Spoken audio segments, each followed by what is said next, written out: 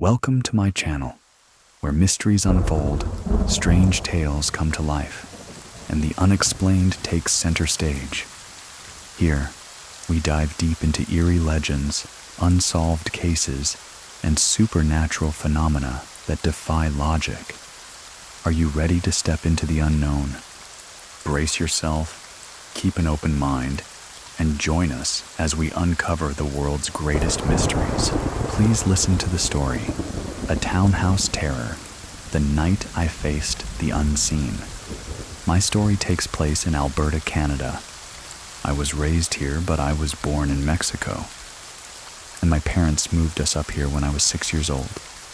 In Mexico, we grew up hearing lots of stories from relatives and my own parents about paranormal activity they had experienced themselves, or weird phenomena that they just couldn't explain.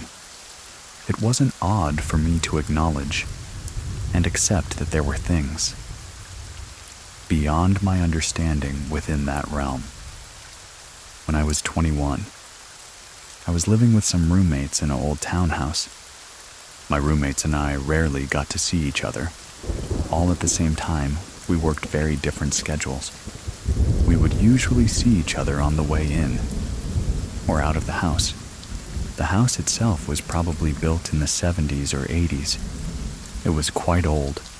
You could hear creaking all the time. If anyone walked up and down the stairs, you could hear it very clearly. Even walking into the kitchen, you could hear. I was just getting ready for bed. I went upstairs to my room. They didn't have curtains for my window. I would just close the blinds at nighttime, and I would still get a lot of light, from street lights or even the moonlight. I had placed my bed right underneath the window. It was just the darkest spot in the room, where I slept comfortably. On this night, I was really struggling to fall asleep when I heard the front door of the house open. I heard steps come up. Then my door rattled. I'm thinking, oh, one of my silly roommates has come home drunk and thinks that this is their room.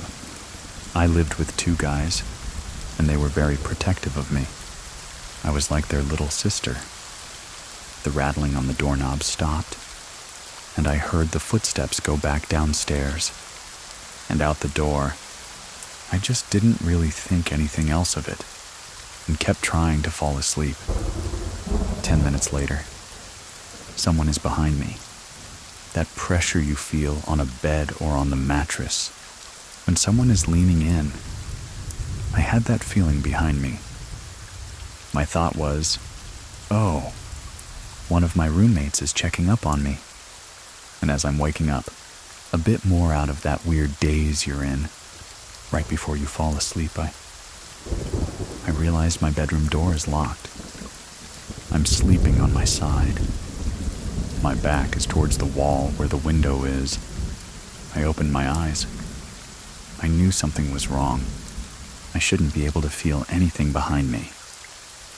When I opened my eyes, the light in the room started to disappear, as if someone was pulling a curtain over my window. This light was just disappearing. From the corner of my eye, I could see something at the end of my bed. I just grabbed whatever courage I had in that moment. I looked over at the edge of my bed was a large, dark figure.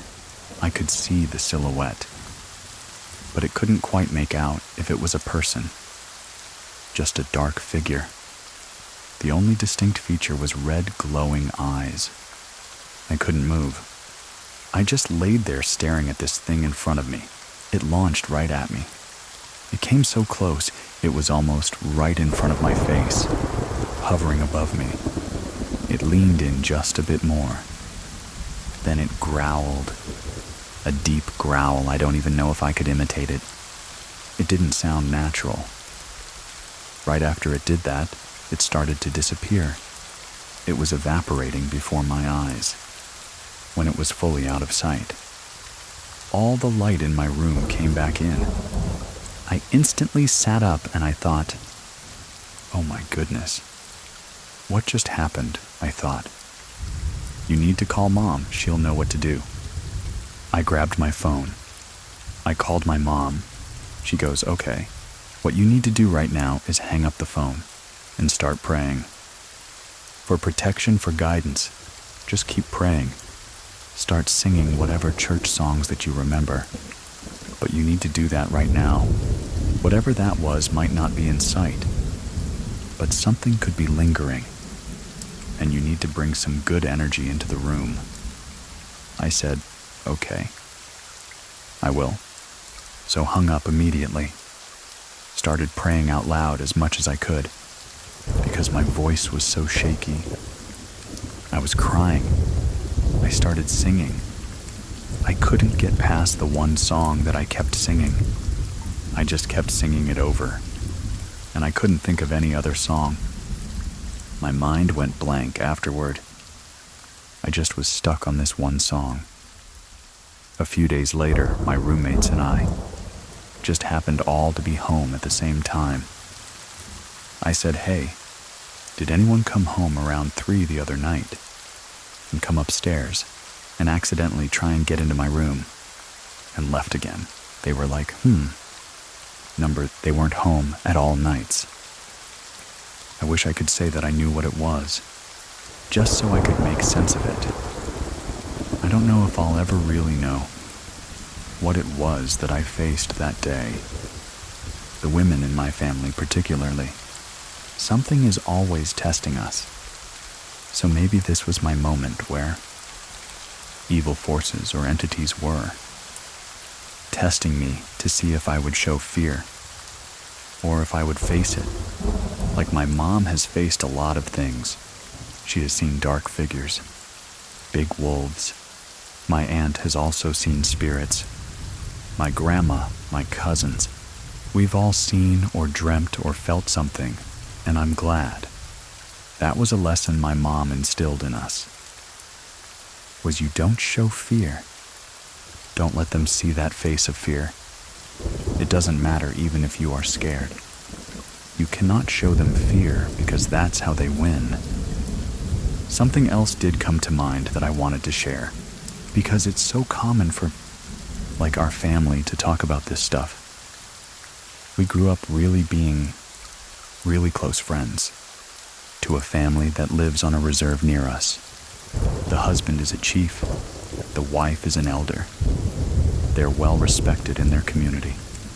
They're the ones who taught me how to do blessings on myself with sage, and how to bless my home, and how to protect myself from energies with the teachings of the indigenous, which I profoundly respect. Their teachings mean a lot to me, and learning all that has really made a difference for me, even if you don't really know how to do it. The way they are trying to show you, you still have full power within yourself to cast things away or request that the good energies and the healing spirits, good spirits, bring light into your life. People think that they're completely helpless without these extra instruments, but we have all the power. We're the ones with flesh and bone. Like, these are just spirits and entities trying to get their way with us however they can. But we're the ones with the real control. I've embraced that part of my life. And I have no problem with calling myself a bruja. In my own way, I am. My grandma and great-grandmother on my father's side considered themselves white witches. My great-grandma was on her deathbed. She was so scared she kept saying, "They're coming for me. I don't want to die. They're coming for me." She asked the grandkids to go get my dad. My dad was the only one who was religious. She said, "Go get Alejandro. I need him to come give me a blessing, because I'm so scared." She hated religion, but she was so scared on her deathbed that she called for my dad to come bless her. She says she's a white witch, but who knows what she dabbled in. You shouldn't be that scared when you're dying. She was doing other stuff for sure. Sometimes we go into this gray area, but convince ourselves that we're still in the white. I remember my dad telling us that his grandma would practice.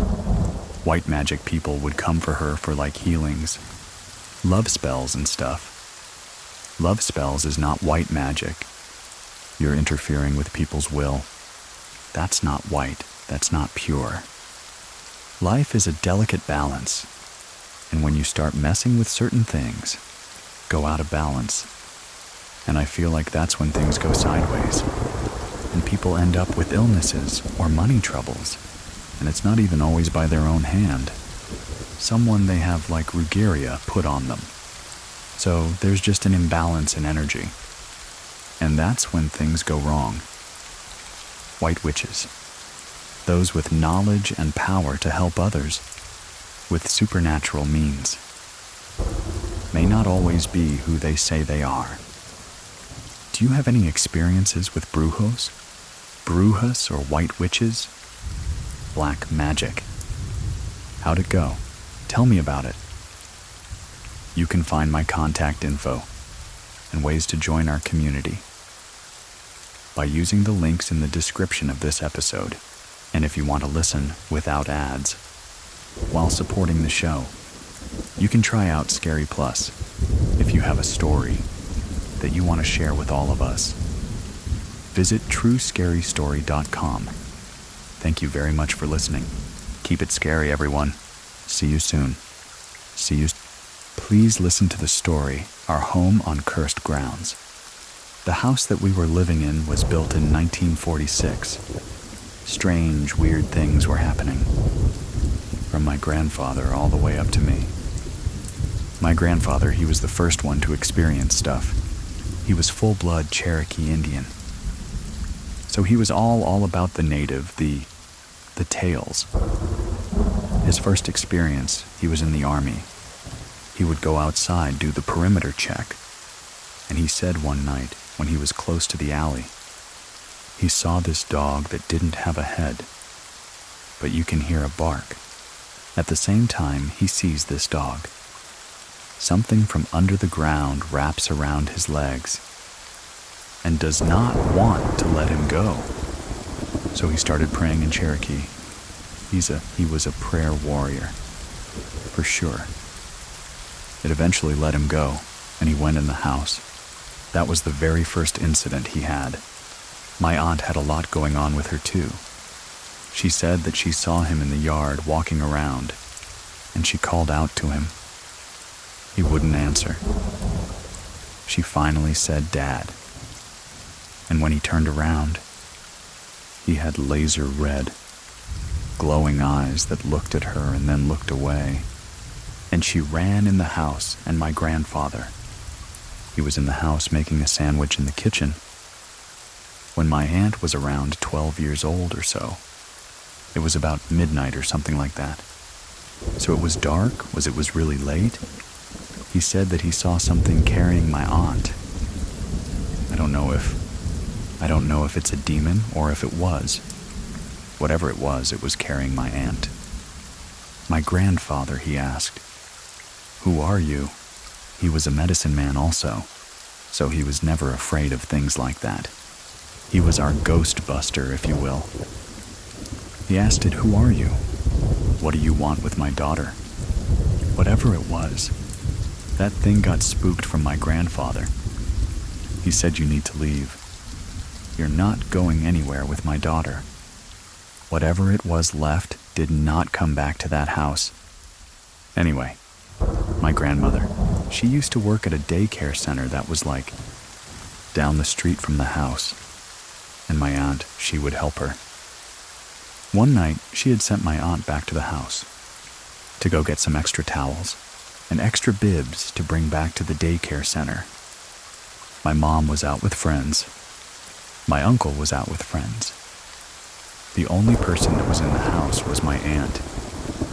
When she went there, she went to the room, was getting towels and bibs. When she looked up in the mirror, there was some tall thing standing behind her and put its hand on her shoulder. She said that the hand looked like it had very long, talon-like nails. She couldn't move. She said it was really cold.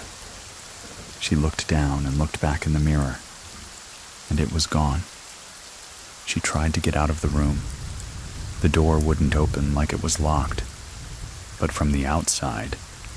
And there was a lock on the inside, but not on the outside.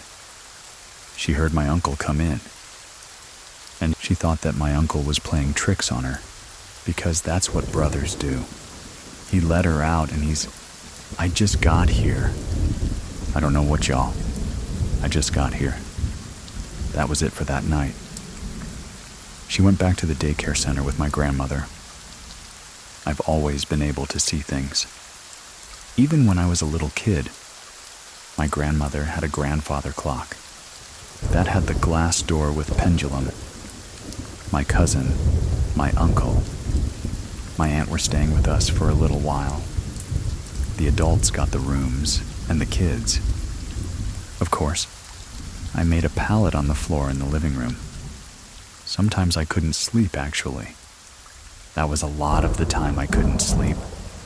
I would be up and just looking around. And when I was about 4 or 5 is when this happened. And it kept happening like all the time. I would see this lady in the pendulum area of the clock. She was like a Victorian lady. Like she had the big poofy bun on top. And she had a Victorian lace dress that would button up all the way up the neck. She would always stare at me and smile. I remember one night, it was always between 2 and 3 in the morning, she actually held her hand out to me. She only did it one time. I don't know what that was about. I don't know if that was an ancestor. I don't know what that was.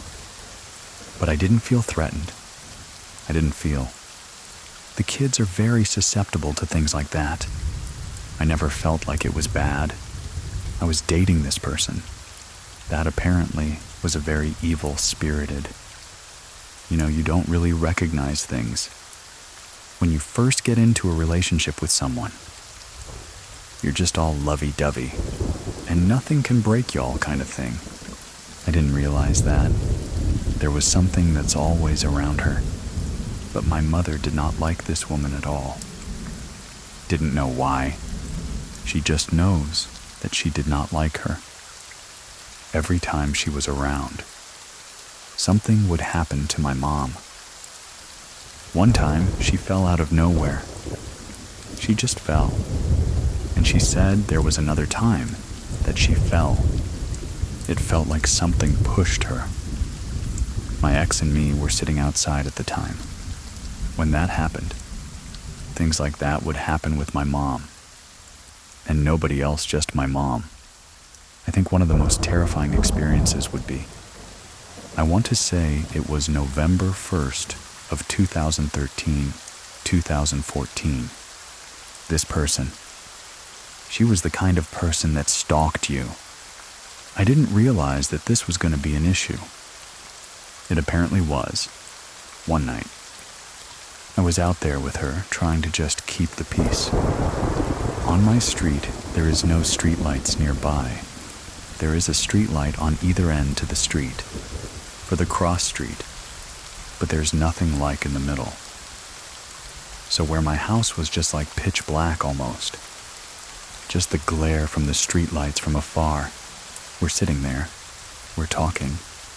I see this dark figure walking towards the car, was dressed in all black. I don't even know if it had a face. It just was just all black. It slowly walked past the car. I'm looking by my driveway, 'cause we're parked on the street. My mom's car is parked in the driveway. There was no more room when this guy, or whatever it was, passed my driveway. They disappeared. Right in front of her face is disappeared. That freaked us both out, but it's like, okay, you know what? Things like this happen around my house all the time. Now, mind you, she drove a Nissan Sentra that was a 5-speed. So when you put a manual car in park, you normally put the emergency brake on. That car is not going nowhere. She was parked, had the emergency brake on. We were sitting there and just chilling and talking. All of a sudden, we feel this giant push on this car. The car moved from at least 10 to 15 feet forward. It's in park, and the emergency brake's on. So what do? We get out. We get out of the car. We look on the ground with my phone flashlight, and there is a broken brick on the ground that has an upside-down cross on it. We jetted to the 7th, 11 to get away from there. When we looked to the back of the car on the bumper, like something was underneath the car, pushing the car from the bumper. We drove back to my house, parked in the opposite direction. Now we pulled up. Everything that was on the ground was gone. The brick was gone. Both pieces of the brick was gone. Like somebody swept it up. I don't know who it was 2 a.m, but there was nothing on the ground. If someone was out, we would leave the dining room light on. Where the dining room was, it was catty corner to the front door, so you can see the light shining into the door. My front door was like about a 6.5-foot door, with a half-moon stained glass at the top. Now, mind you, everyone in my house is about 5'3" at the most. There is no way that anyone in my family, in that house, could see out of that stained glass window. We're talking, starting to get into an argument. I looked to my left, which is where my door was, and I saw a dark figure in the stained glass. I blinked a few times to make sure I was seeing what I was seeing. It was there. I looked away. I was like, oh my God. She looked over there. She saw it too. Then I look back. It was gone, like nothing was there. I did not go in my house until daylight, because I was not about to go and find out what that was. I've never seen something that scared me like that. There were times when me and my aunt would be sitting on the couch. Now, mind you, this house, like I said, was built in 1946, so it didn't have central heat and air. It had a swamp cooler. It's the big thing that sits outside your house, and you have it connected to a water hose, or you water it every few hours, and it blows air like with a manual fan. It was the winter time when this happened. Me and my aunt were sitting on the couch. While we were watching TV, we heard something walking, crushing leaves by the water cooler. There was this very demonic growl. That happened outside that night. And then we moved to the other couch. There was also demonic growling behind the couch. I had an ex that I was with at the time. I woke up. I want to say it was like 2:30. Something like that, about 2:30. I looked over, her back was facing me. Her room is pitch black. No lights. Not even from the bathroom, nothing was on. I turn over and I look at her. When I tell you her head, and only her head turned around to face me. When she faced me, her eyes opened up and they were the same red, glowing eyes in my father had in Dallas. I got up, I went in the living room. It was dark. Her mother is there sitting in the dark and asked me, "What's the matter? You can't sleep." I said, "No, ma'am, I cannot." "What are you doing in the dark?" I turned the light on. She wasn't there. That was the last time that I spent the weekend over there. I never told her about that, because I was afraid it would happen again. I don't know if that was a warning to save myself from something, or if that was just something just to scare me. I have no clue. At that time, my grandfather, he was still living. I could talk to him about anything. So when something like that would happen, he was able to tell me things. He was telling me that particular incident with the glowing eyes, there's someone trying to keep you away from her. There's something that's not right. I don't know what it was. I don't know if the mom was doing something. I don't know because, like I said, she was there in the living room. But when I turned the light on, she was gone. I was doing DoorDash because I almost died last year. And I came home to like a $500 light bill. Being on a wound vac and trying to work is very bad, but I had to make money for my light bill. So my lights won't get cut off because it was a summertime and in Texas. It's hot as hell here, like it prepares you for hell. I'm doing the DoorDash thing, right? I have my brother with me. My wife was with me, and she was in the front seat. He was in the back seat. I want to say we were in Roanoke, Texas. Because we do DoorDash, it takes you wherever. That's where the money is. That's where I'm gonna go. I had just dropped off at someone's house, and we were leaving to go back to civilization on this pitch black road. There was one street light way down, right before you gone into the highway. I saw this dark figure all in black. I want to say the figure was really tall and slender. It had no face. This one had no face. It was just a black void. If you will, it was just like contorting. Like the head was like the head, but had no face. Was moving around, contorting in the legs. My wife saw it also. We both looked at it. Like you see those horror movies, where bones are cracking and stuff. That's what it was doing standing up. Walking, but contorted at the same time. When I passed it, it disappeared. I said, "Babe, did you see that she started praying her prayers?" I'm just so glad that I didn't have car trouble. I think my grandfather gave me, along with God, of course, the gift of dreams.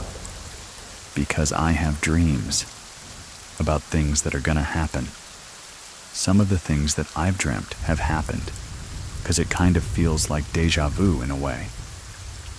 If I dream something, it's probably gonna happen, like within the next month or so.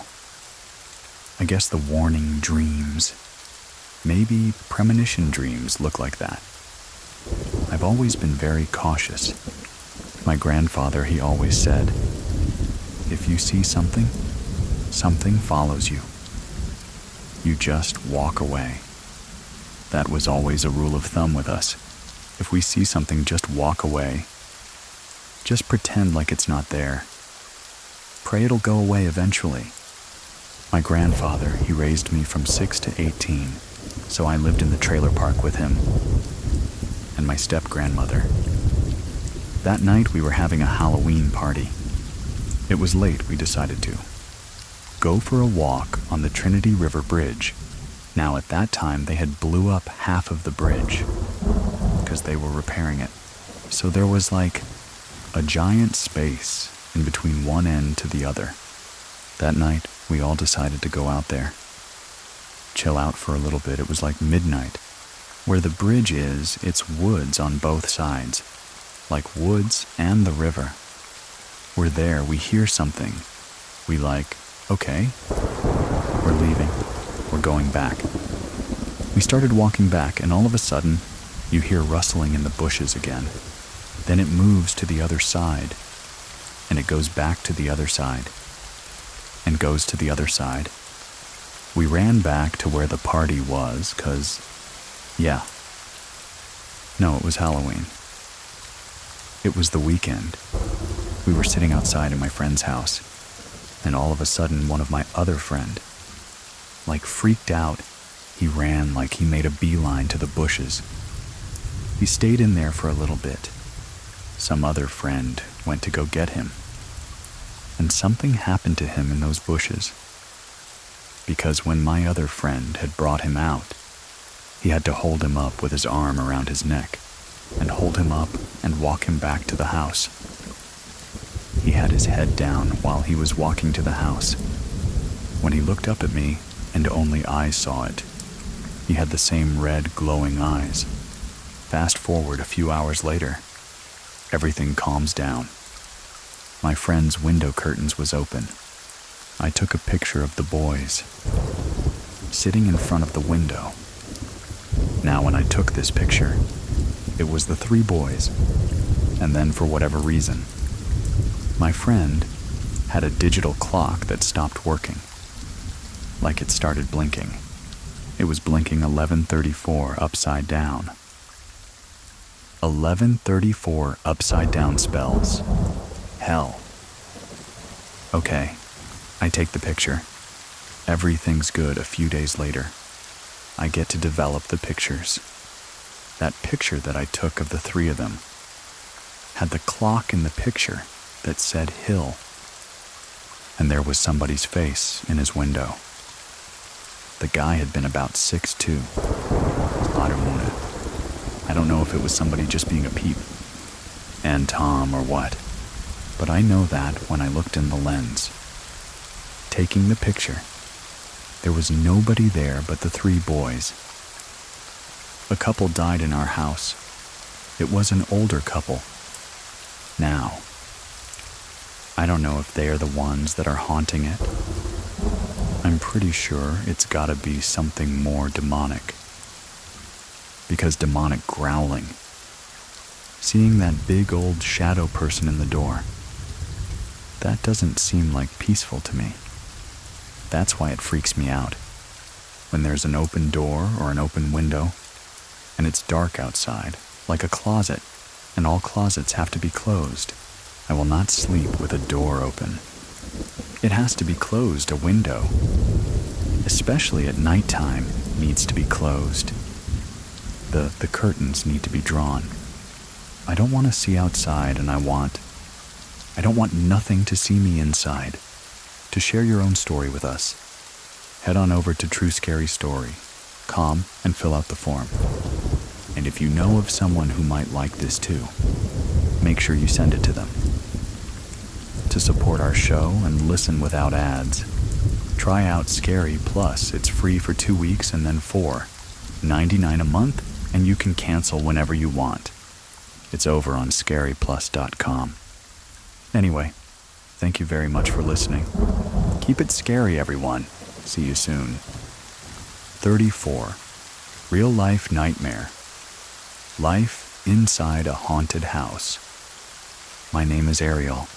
I grew up in a haunted house for 14 years in Richmond, British Columbia, Canada.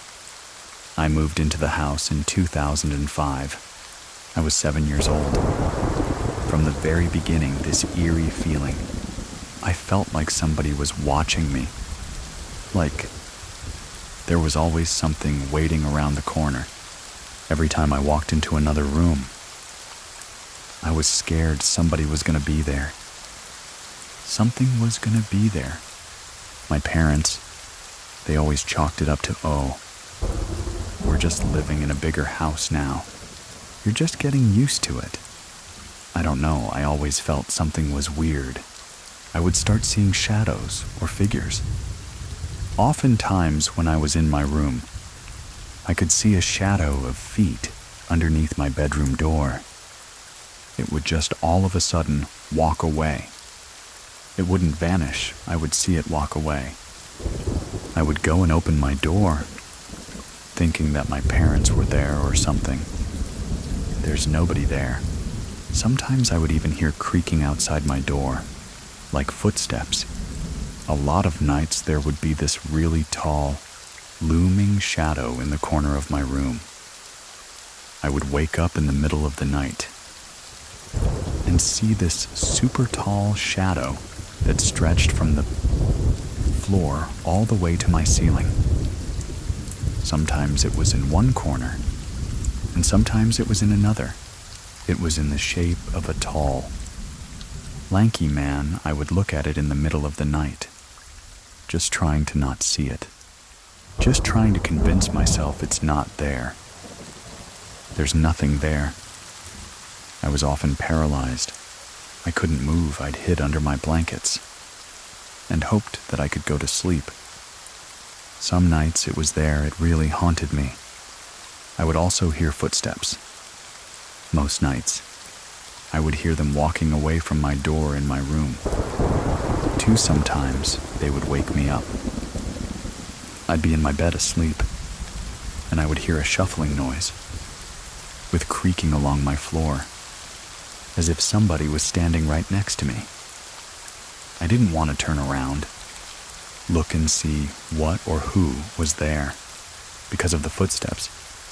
I couldn't be in my room alone in the silence at night.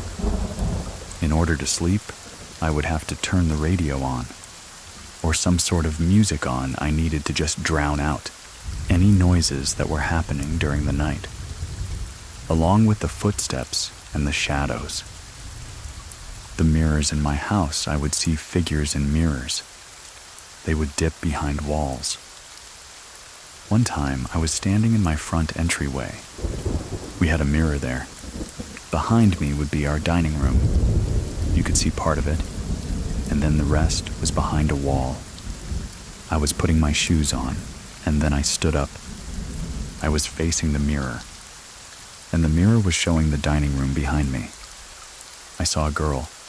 She was young, probably around 12 or 13, but she had raggedy, messy, matted hair and this ripped white dress. It was all dirty. I saw her walk into my dining room. It was so vivid, I thought to myself, oh my God, who's in my house right now? I remember just rushing into my dining room to be like, hello. There was nobody there. I went to go speak to my parents and I said, hey, who's this girl in the house? Did you invite somebody in it? Does she need help? Or what's going on? They just had no idea what I was talking about. I told them I was in the entryway. I saw her in the mirror. She walked into the dining room. My dad is the biggest horror fan in the whole entire world, he just thought. Oh my God, that's really cool. You actually saw her. That's so cool. He was just fascinated. Meanwhile, I'm just terrified. For the entire time that I lived at that house, my best friend at the time refused to sleep over unless I covered all of the mirrors in my room with towels or blankets.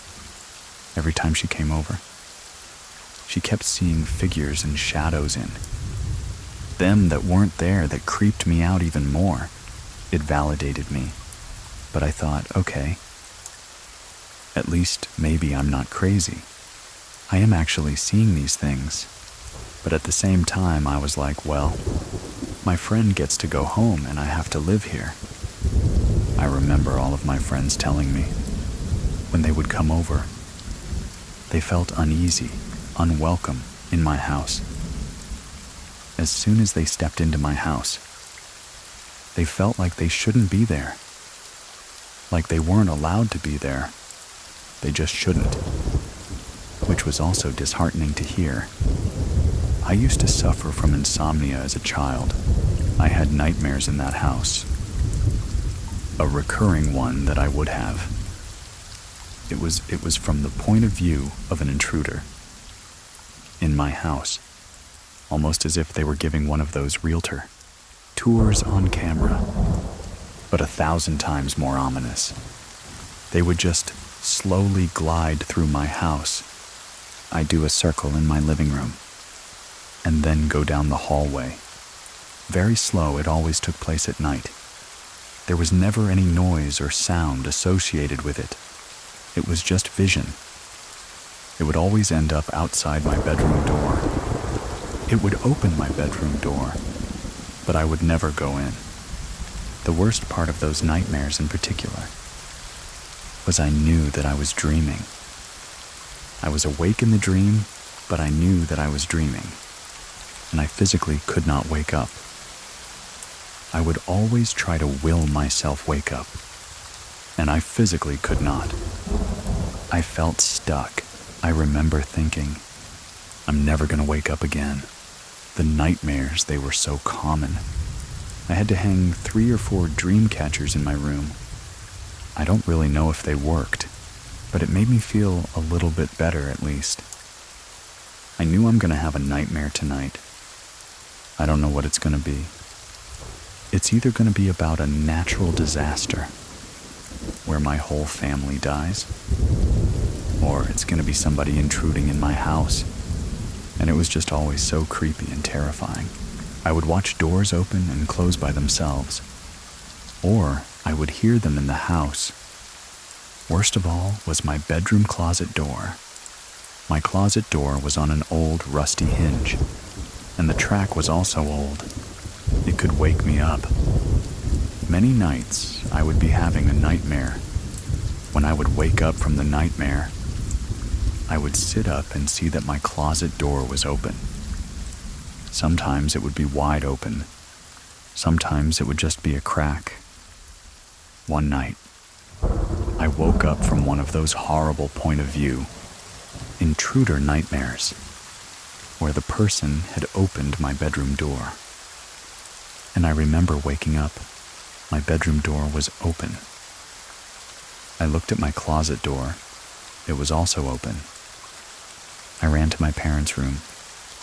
I woke them up and I said, "Why did you come in my room?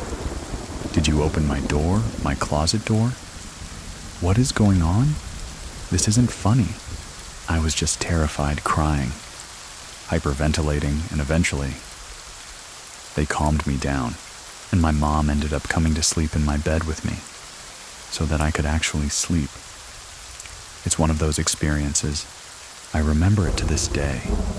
I remember the exact feeling I had. A pit in your stomach again. Something is around the corner.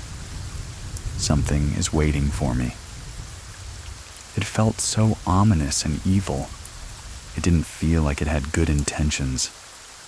The rest of Ariel's story continues right after this. Stay with us. None of my other family members experienced it. To the level that I did, there were a couple times where we all saw doors violently swing open. But nobody was as terrified as I was. Nobody else was having these dreams.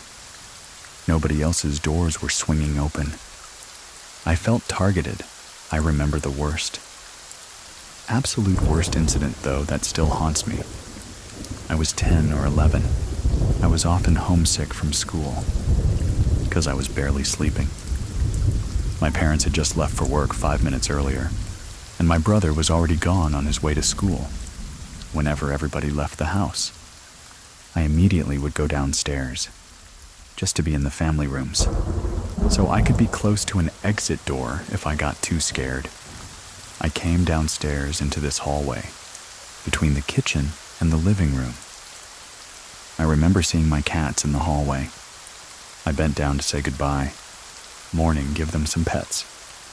As I bent down, I heard a closet door open from upstairs. It wasn't mine because it wasn't creaky. I looked back at my cats. Both of their ears were completely folded back. They were very upset they had both snapped their heads to look straight upstairs, where the noise came from. Then I heard heavy footsteps thumping on the carpet, coming down the hallway towards the top of the staircase. Along with these thumping footsteps, that sounded as if someone was wearing heavy. Work boots was this horrible, sinking, all-encompassing feeling that locked me in place. I could not move. I felt paralyzed, like in my intruder dreams where I couldn't wake up. Then I hear the footsteps start thumping, one by one down the stairs. I am directly to the left of the staircase. They were halfway down the stairs. I snapped out of it, and my only thought was, I need to run. I sprinted to my neighbor's house. I was in my pajamas.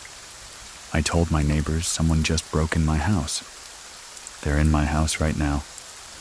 She offered to call the cops, and for some reason I was like, no. I want to call my parents.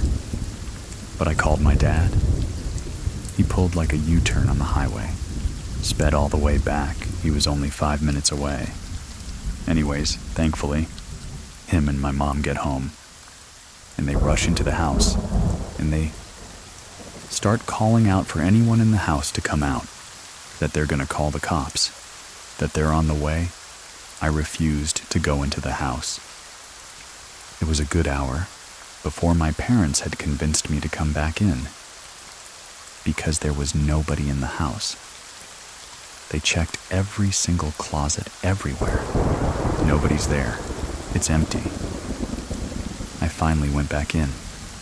I told my dad again. I heard a closet door open. They came out of a closet upstairs, and he's checked all the closet. There's nobody in there. He took me upstairs to open and shut the closets and identify which one. I heard as soon as he opened my brother's closet.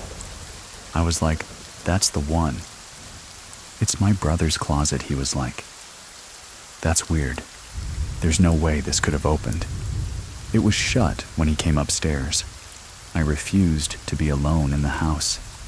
For 6 months afterwards. We knew, okay, nobody actually broke into the house. My parents were trying to explain it away.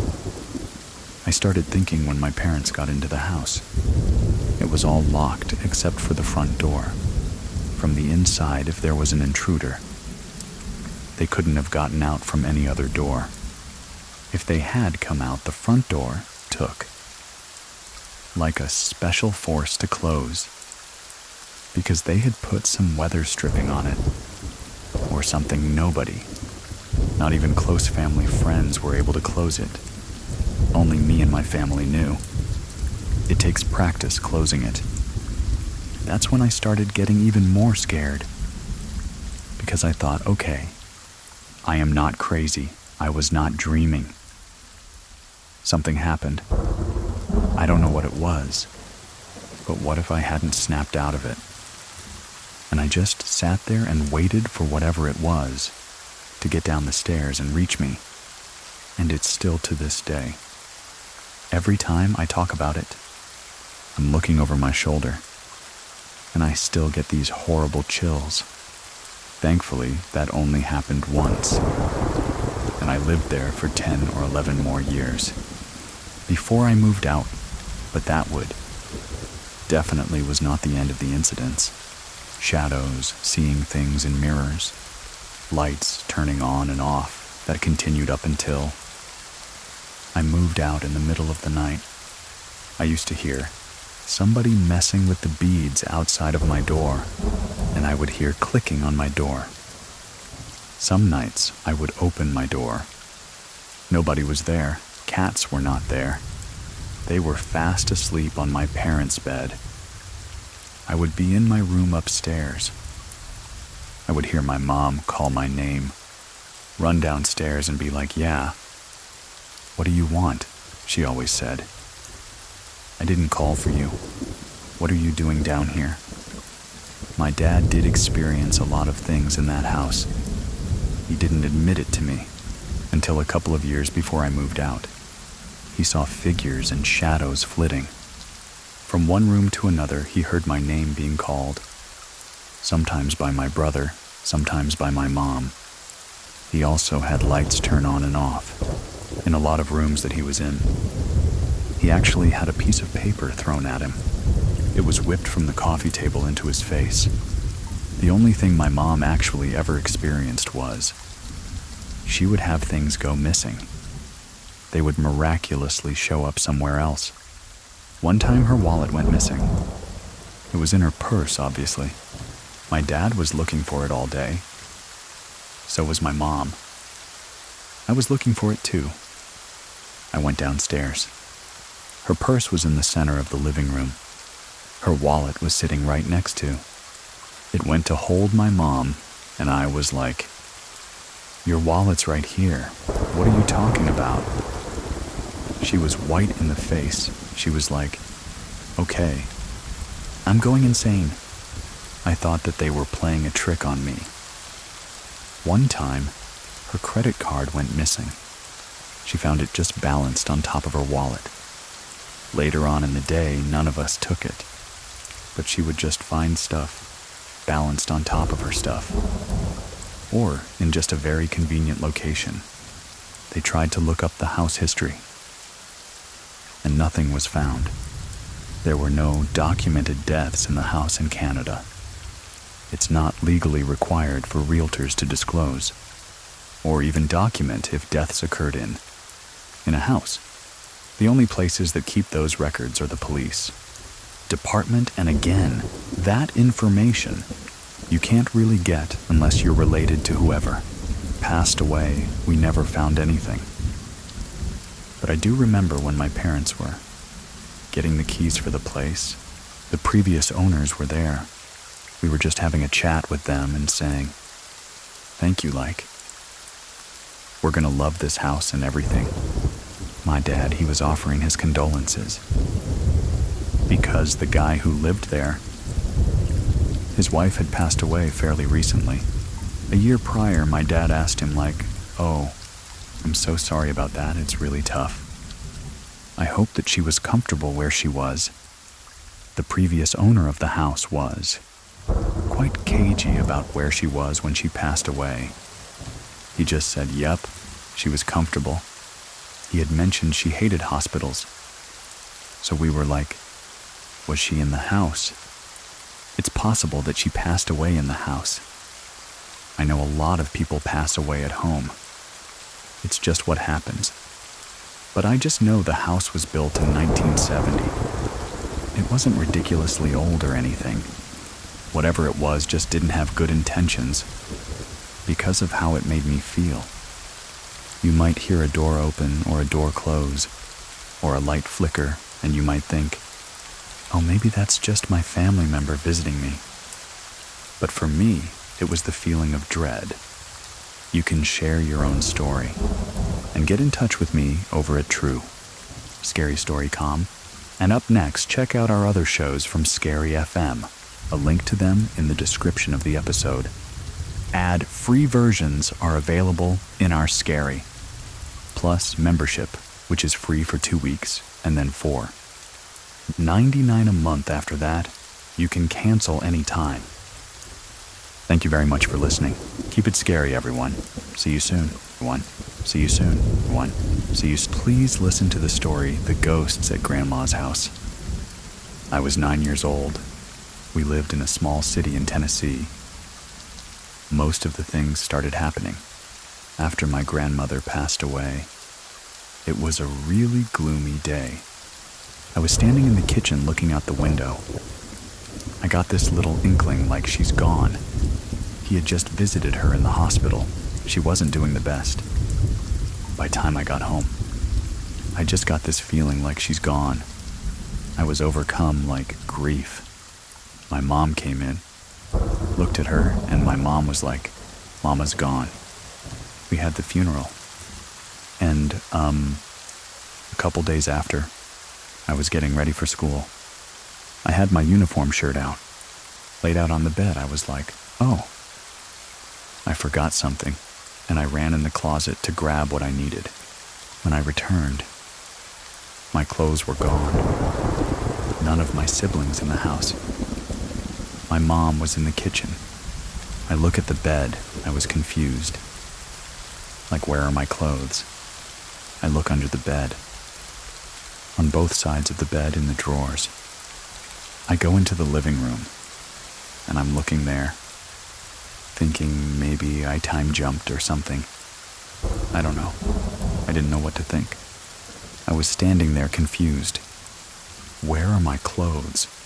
I know I put my clothes right here on the bed. Someone was whispering in my ear. It was a feeling. So I go in the closet. I'm following the feeling. I say out loud, "All right." I put my clothes back or something to that effect.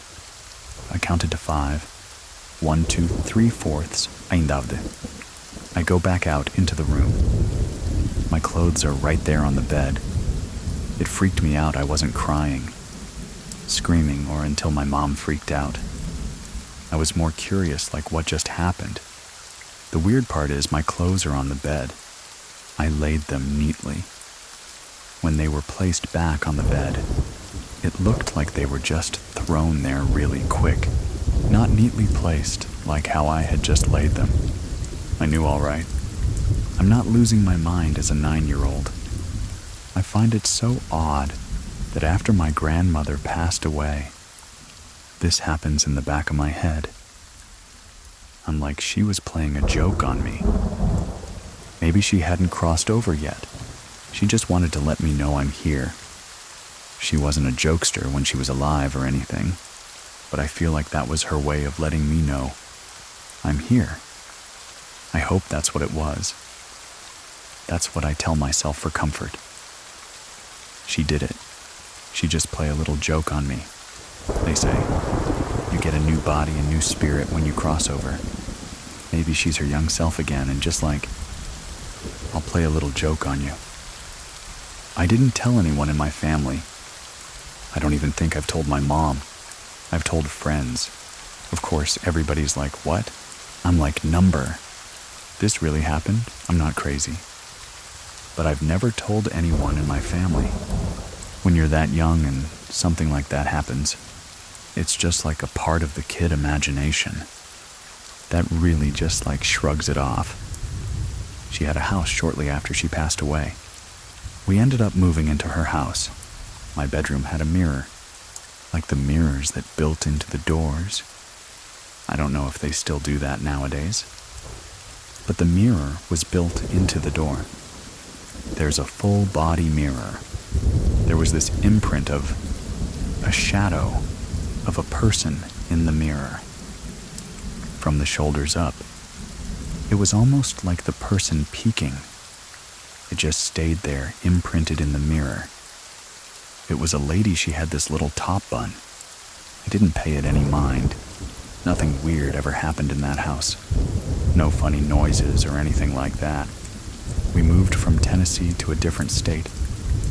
We did a little moving around, and then we finally settled. We got this little one-story house. It was a really simple layout. Walk in the door, the living room's to the right. But you can also walk in the living room and go to the other side of the wall and walk through to the kitchen. So it's a circle front door. Living room, you can go to the kitchen. You can just go around like that. To the left was the hallway. My room was on the left. There was a corner room. My mom room on the right, and the bathroom across from my room. One night, I was in a house. There was a lamp that sat on the opposite side of the living room. Anything in front of that lamp creates a shadow to the other side of the room before you enter into the kitchen. From the opposite side of the living room, there was a back door and short blinds on that door. I look up one night, and there's that same shadow of the top bun lady. I'm a little bit older this time, 15. I was like, okay, this isn't normal. There's no way that whatever it is could follow me. I'm thinking it's follow me. I never had an ill feeling about it. Never felt scared or anything. Maybe it's my grandma. Maybe it's her protecting me. I did everything to erase this shadow, moving stuff around, creating the shadow because I don't want to be crazy. Nothing removed the shadow from there. A little bit after that, I was in the house, looking down the hallway. I look up, and I see the face in the corner of the hallway. Very light, transparent. I call this ghost George Washington. Haha, that's exactly what he looks like. I never seen like his whole body. It was just the face there in the corner. I'm trying to register what's going on. And I'm like, I didn't see that. No, didn't see it. I don't know what that's about. After that, I'm in my room falling asleep. My room always gave me weird vibes, not enough to freak me out. They say don't sleep with a mirror facing your bed, and I don't to this day. I wake up one night for no reason.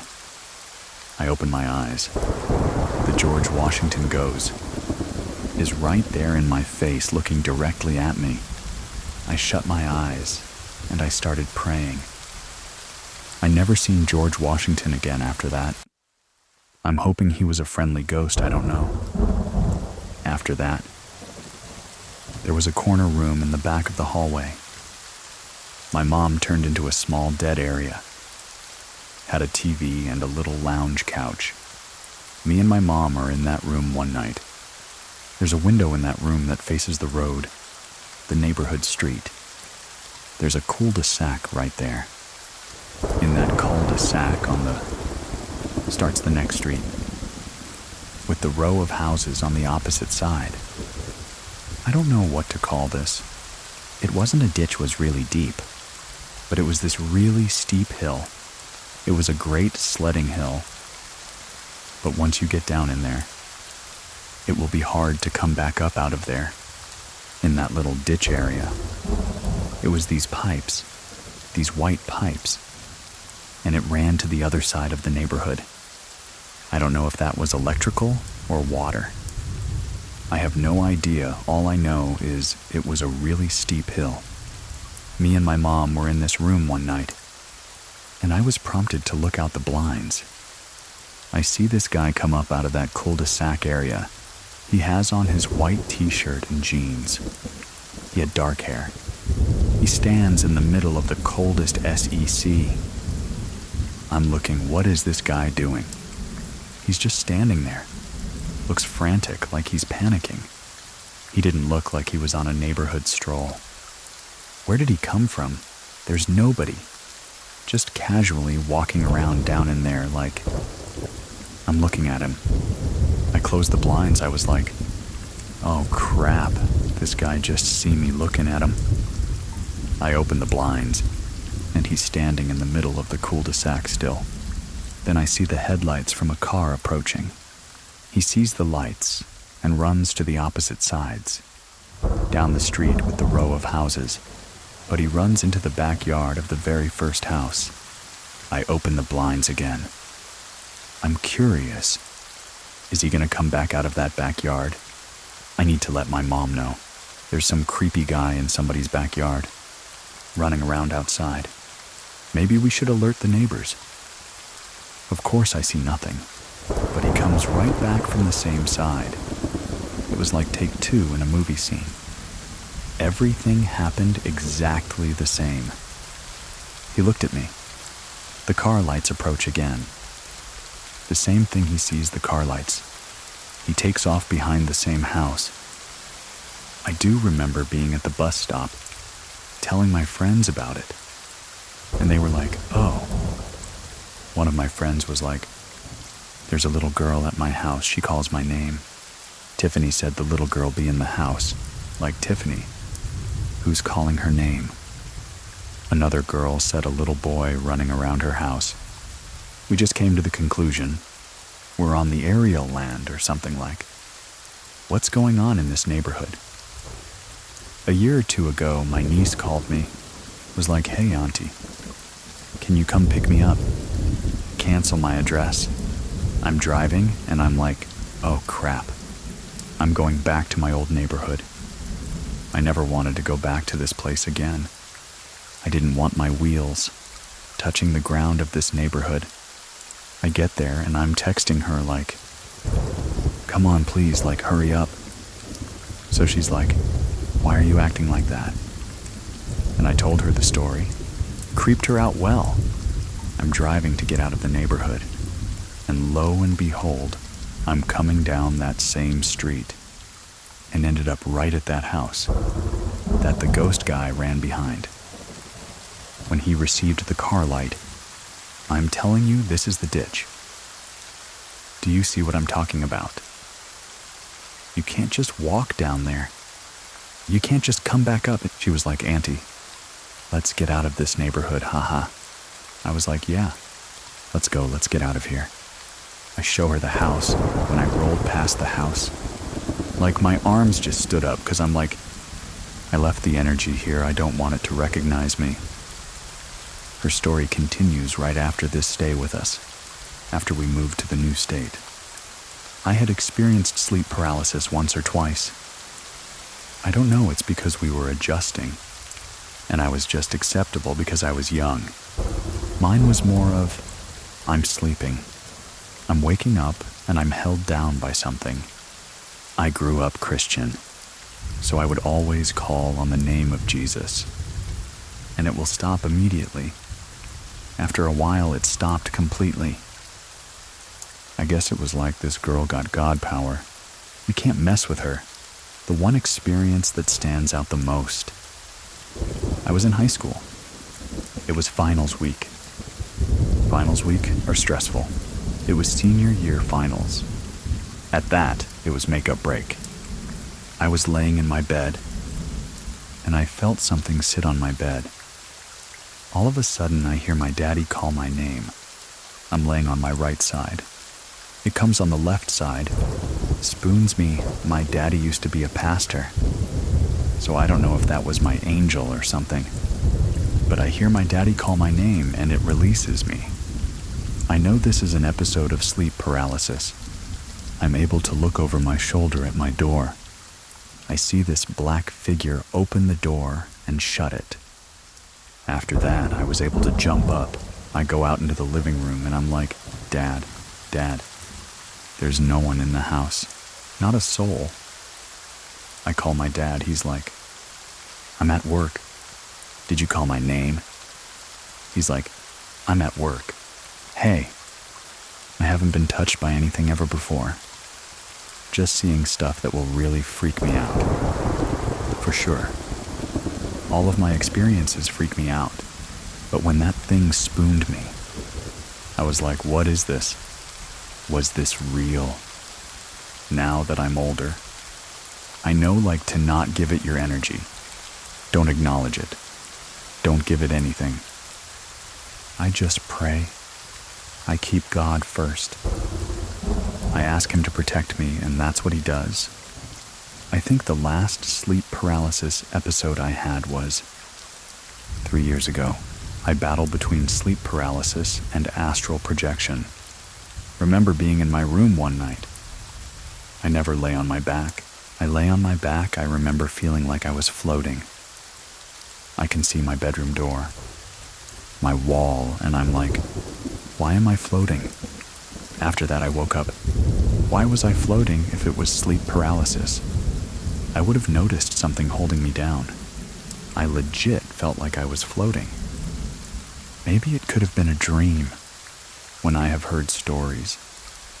Maybe it wasn't that, maybe. Maybe I was just sleeping. I love true scary stories. I was even debating for a while to do it, because I don't want to feed my experiences. I'm telling my boyfriend, I think this is a way to get it off my chest. There's a community of us. Haha, I was like, I just need to get this all out and tell my story. I'm not the only one. Ever since I've been listening, I'm immediately was hooked. I was like, maybe I should listen to these podcasts. I think you mentioned listen at your own risk. 'Cause like, oh God, was that confirmation to stop? I can, but I can't. I buy a lot of chapstick because I'm always losing them. I lost one of my chapsticks and could not find this thing. I mean, for weeks. I was getting ready, and my chapstick just rolled across the floor. The one that I lost. I heard it hit the floor and roll. I looked at the floor. Where has this been? Did this thing just hit the floor? And I started praying because I'm like, we're not doing this. We are not doing this anywhere. I move to before I bring any of my stuff in. I walk around. I pray. Bless my place. So I'm like, all right, time to like walk around and pray and bless again.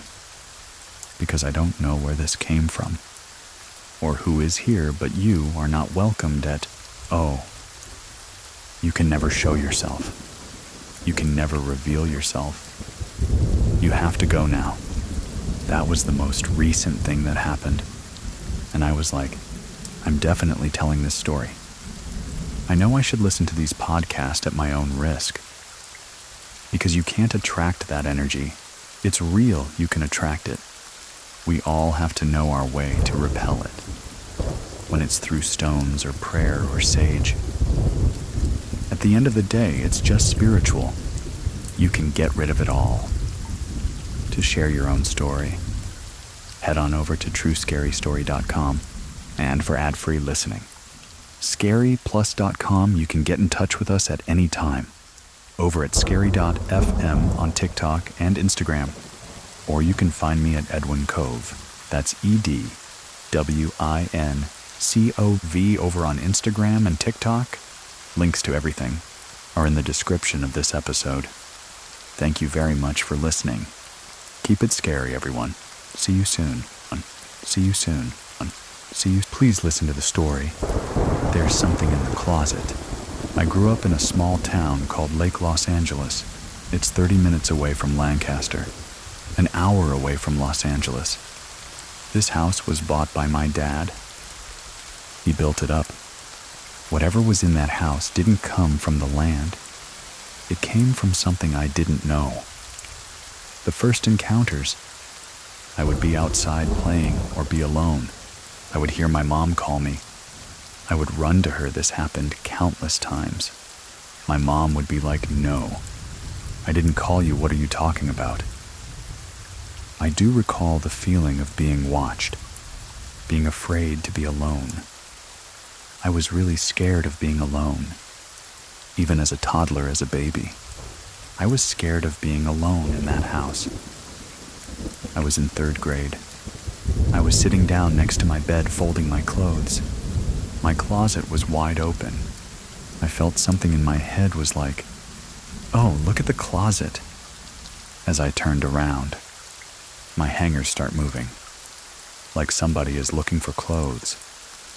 I stood frozen when I could react. I ran out of my room and went to go tell my mom. My mom was like, "Oh no, you're probably just imagining things." It was probably just the AC. It was probably just the wind. But there was nothing on no fans. Nothing that could explain that. After that, I can't remember much. Just being really scared of being alone. I was really terrified of my closet. I would close my closet at night, wake up, and the part of the closet was open. It was a sliding door closet. It was open, like if somebody could peek through. I would gaslight myself. Oh, maybe I didn't close it right. But now thinking back on it, I would close my closet right, because I was very scared. I was in 4th grade when I actually started seeing whatever was in the house. My dad had an office room.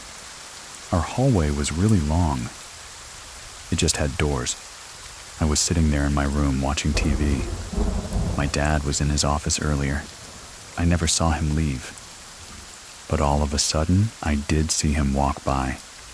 I was going to ask my dad, "Hey, can I play pinball on the computer? Or go on Club Penguin?" I walked into the office. It was just pitch black. When I had just seen whatever that figure was walk into that room, that's when I was like, there's something wrong in this house. I saw that figure go into the room. Since the hallway was dark, the room was dark. I didn't make note of it. I didn't think, but as I walked up to the door was shut when I opened it. The room was completely pitch black. There was nobody in there. I ran to the garage, told my dad. My dad is a very non-believer. And he was like, "No, it's just in your head. You're watching movies," I told my mom. I feel like my mom always knew what was going on in that house. She would always try to keep it calm by telling me it was just my imagination. I continued to see shadows out of the corners of my eyes or the closet. I would hear noises in the closet, rustling, things like that. We left to Mexico for vacation, and we came back. I overheard this conversation. My uncle was telling my mom that in my room in the closet he heard voices. He heard rustling, he felt something. A very negative presence watching him. My mom was like, "Oh, it's just our sister," because her sister had passed away. My uncle was like, "No, that is not a presence of our family. That is the presence of something bad." My mom chose to blow it off. Later on, I think I was in 6th grade. I don't remember a lot of stuff. Maybe I blocked it out because I was so scared. I used to love watching a haunting. I was sitting there watching with my dog. I started hearing my dog. She was growling at the hallway. I was like, "What's wrong?" She stopped. I continued to watch TV. Then she starts barking like crazy. I looked up and I saw this tall, dark figure walk from that office room to my parents' room. My dog was going crazy, barking, barking, barking. I grabbed her and I went outside and I was like, "Hey, this is what I saw."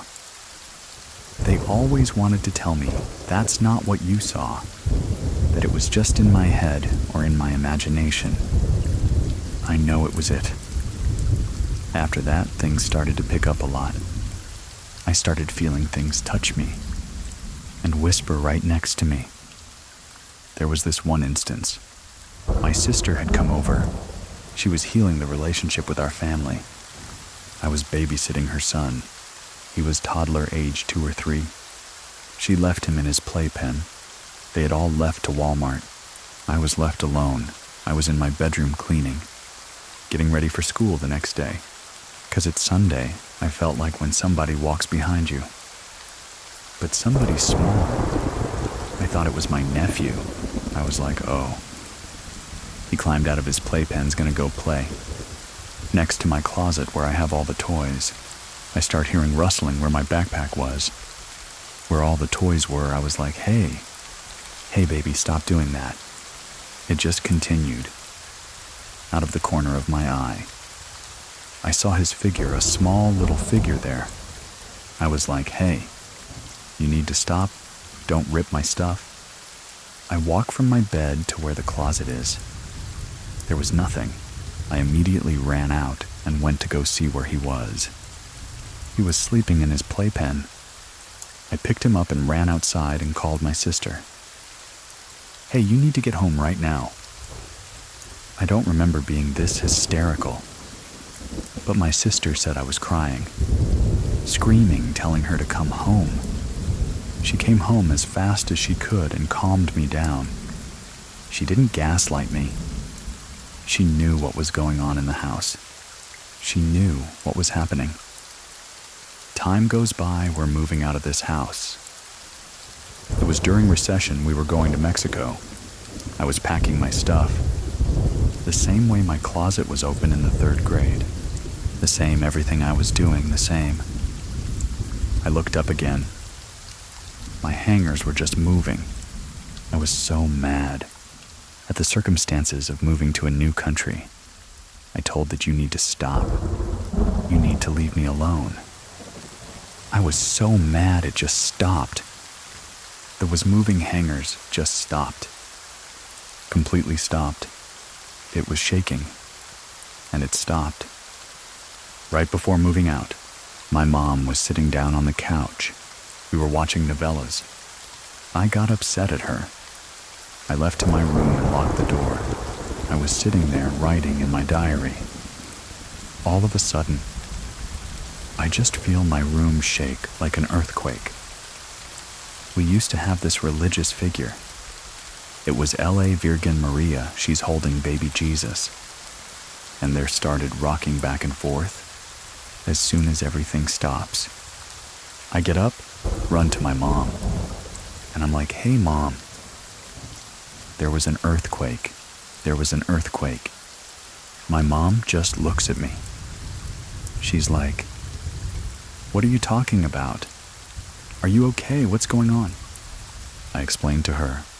She just was like, okay, we'll pray together.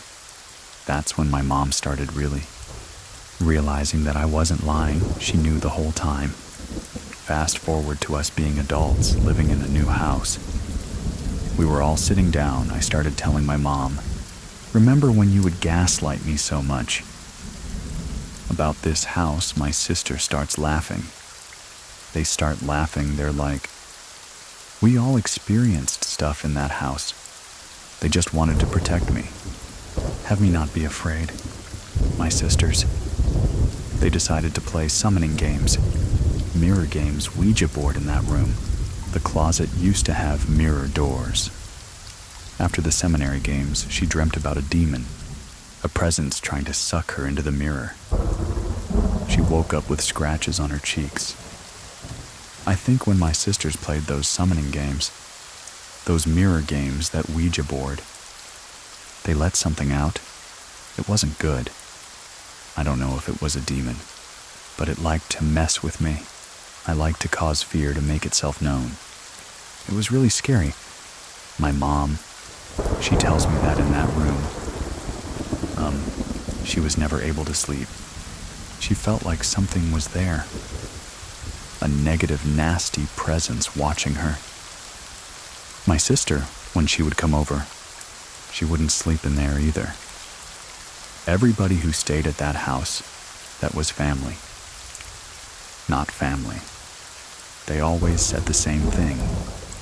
They heard ruffling in the closet or a voice, a really strong, negative energy watching upon them while they sleep. Whatever it was, it's still in that house right now. That house, it's alone. Nobody lives in there. There's abandoned cars there. Somebody owns it, but I don't think anybody stays or resides there anymore. I've never been back to that house. I did go back to my friend's house. He lives next door. We were waiting. I forgot before my friend was like, "Let's play Ouija board, come on. It'll be fun." I said, "Okay." That's fine. We started to play. It's going smoothly. We look up protection. We do it in a safe way, but all of a sudden, the mood changes when my friend asks it the question. "Hey, do you know us?" It says yes. We ask it, "How long have you known us?" It doesn't reply. We asked, "Have you known us since we were kids?" Yes. I've started to feel exactly how I felt in that house. That same presence that I always felt. I don't know what it was, just a negative, dark presence. I told my friend, "We need to stop. We need to stop playing this. Whatever was in that house is channeling through your house. We need to stop." When we stopped, we closed everything, said goodbye, but I still felt very uneasy, like I was being watched, the same way I hadn't felt in a long time. My friend was like, "Oh, you're fine, you're fine." I went home that day. I still felt the same way. Lights would flicker. I don't know if it was a coincidence. I started waking up at odd times. 3 in the morning, 2:30 in the morning. I started feeling scared. My friend was like, "You should go to somebody who does a cleansing." We did a cleansing. She said whatever was in that house before was trying to attach itself to me again. The curandera brujera. I don't know what to refer to her as. Told me that. Not to play with those things because in my family, somebody had done brujeria to my dad. Whatever was out to hurt my dad was out to hurt us. I didn't know this, my mom. She did confirm that. My grandma and my aunt would do brujeria. They would do things like that. That's what the lady ended up advising me. That's why I feel like I believe a lot in that now. So later on, my mom met the lady that rented the home. She asked my mom, was there anything?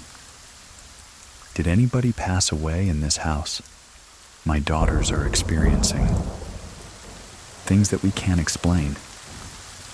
My mom said, I would just pray and be strong with your faith. In your religion, they can't hurt you. My mom didn't tell her what happened. It is not to scare her. She had just rented out the house. She was a single mom. She was happy. I still experience paranormal things. We moved into a different house. And this one wasn't as scary. It was comforting. We moved into a house and my dad works with word a lot. He was making my mom's friends a box for her ashes. Her ashes were in our house. I remember this night. They had took my door away because I was being a bad kid. I was falling asleep. My dog was barking at the hallway. I pushed him so he would stop. I woke up, he's still doing it. I decided to cover him with the blanket. As I'm falling asleep, I felt something. Like when your mom used to wake you up to go to school. If she would touch your face to wake you up. That's what it felt like somebody was doing to me. I brushed it off. I thought it was my dog. Then I felt it again. I opened my eyes. There was nothing in the room. My dog was just sitting there frozen. I think he was scared. He was silent. I was like looking everywhere. There was nothing in the room. We say it's that person, my mom's friend, because I used to call her Grandma. I feel like in a way I was her coming to say bye. She never got to say bye to me. But that's a different experience. Not as scary as the ones in that house, where I felt things touching me or watching me. It's really scary to think. There's things out there that like to cause fear, that want to hurt you, especially when you're a child. Anyway, thank you very much for listening. Keep it scary, everyone. See you soon. See you soon. Please listen to the story Footprints and Walking in the Dark. I grew up in the Philippines. I moved to the U.S. 13 years ago. I was around 23 when I migrated. I spent my childhood and early adulthood back home. In the Philippines, a lot of people believe in ghosts, mythical creatures, spirits.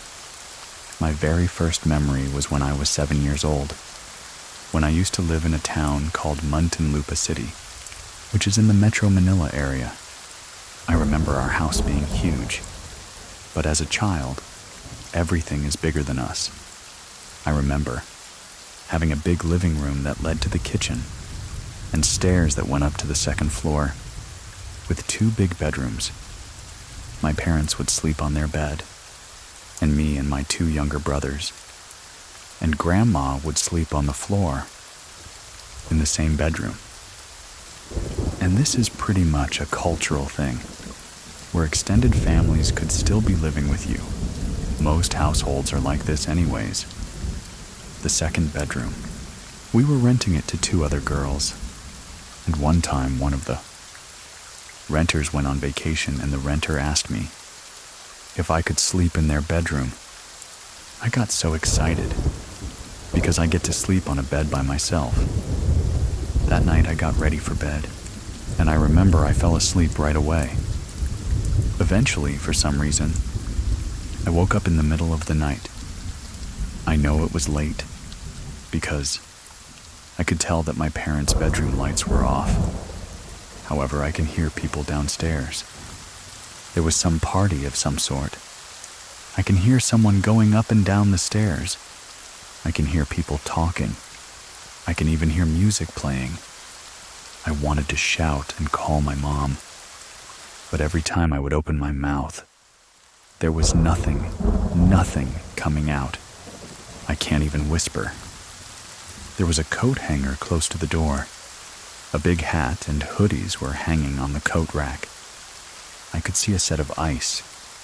They don't look like normal eyes, though, as they are just red, big, bright red eyes. I was so scared. I decided to cover myself with a blanket and prayed until I fell asleep. I told my mother what happened the next day, and she believed me. She said there was a thick that night. Ethic is a bird-like creatures of death. that prowl the night in search for food. So that's one of Filipino mythical creatures that we believe in. Eventually, me and my family moved out of the house and moved to another city. My parents received a piece of land from their godparents and built a small house. Next to our house is my grandparents' house, and they just started building their own house there as well. I have so many stories from this house, from the moment we moved in, as they were building my grandparents' house, and up until everything was done. Me and my family were experiencing a lot of unexplainable things. The most unforgettable one was during time, when they were still building my grandparents' house. I was probably a teenager by this time, maybe around 13 or 14. I remember this was in the middle of the day. We just got done eating lunch. One of the construction workers started looking at our shoes and flip-flops right outside the door of our house. My mother was like, "What are you doing? What are you looking for?" The guy was not happy. He said that he just laid fresh cement on the stairs, and someone used the stairs and left footprints on the wet cement. My mom was not happy with that accusation. So me, my mom, and my other grandma, we went to go and check it out. When we got to my grandparents' house, we all saw little footprints on the wet cement, on the stairs. Whoever it was, whatever it was, left footprints on, at least 3 to 4 steps from the second floor, where the bedrooms are down. It looked like it was coming down from the second floor, and it just gave us goosebumps. Goosebumps will crawl from the back of my neck. I think the footprints, they look like they're about the size of a year, or 2-year-old infant actual baby. We all don't know how to react. I remember my other grandma and my mom seeing their hair standing on their arms, and the construction worker was just laughing because, he saw the sizes of our shoes and our flip-flops. They're not. They're too big for that size of the footprints. Whatever is on the wet cement, it's just too big. Can't be ours. And plus, we know we would get in trouble. So we would not do anything like that. Maybe after a year or two, my grandparents' house was constructed. I can't remember the reason, but I spent the night at my grandma's and slept in one of my aunt's bedrooms. I remember she has a queen-size bed. My aunt's queen-size bed was next to the wall, and she slept on the side, next to the wall, while I slept on the side that was closer to the door. In the middle of that night, I felt something was slowly moving my arm. It was holding me from my wrist, and I remember feeling the thumb and the middle finger on my wrist.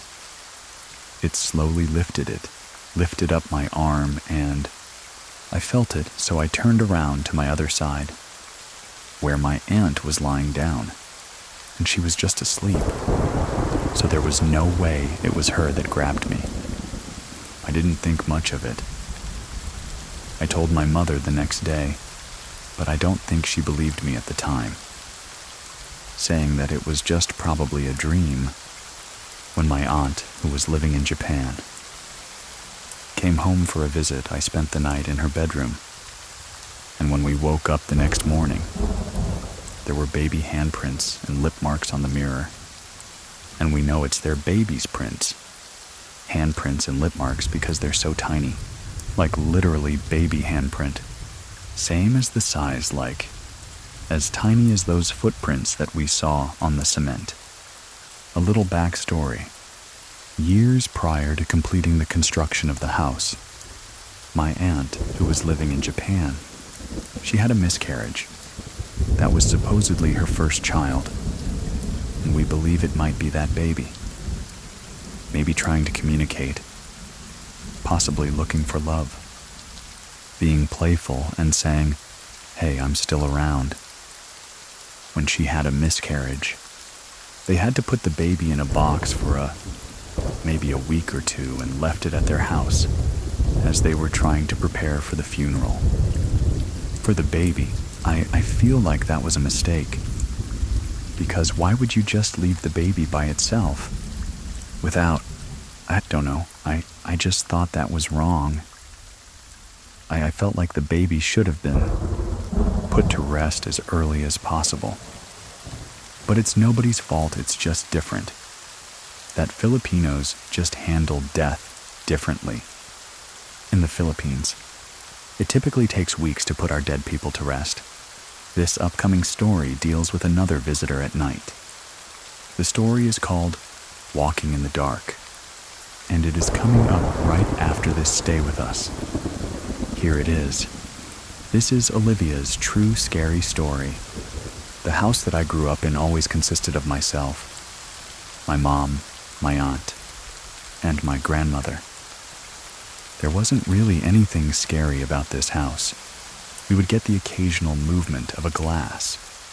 Sometimes you would hear things, but you never thought anything of it. You just push it off as, oh, it's nothing, not really thinking about it. Was until when I got into middle school, is when I started believing more and more that there's something other than us in this world. It was morning, early morning. I was getting ready to go to school. My mom was getting ready to go to work. So was my aunt. My grandmother was still sleeping. Nice little October day. As I was getting ready, my mom had got me all situated and everything.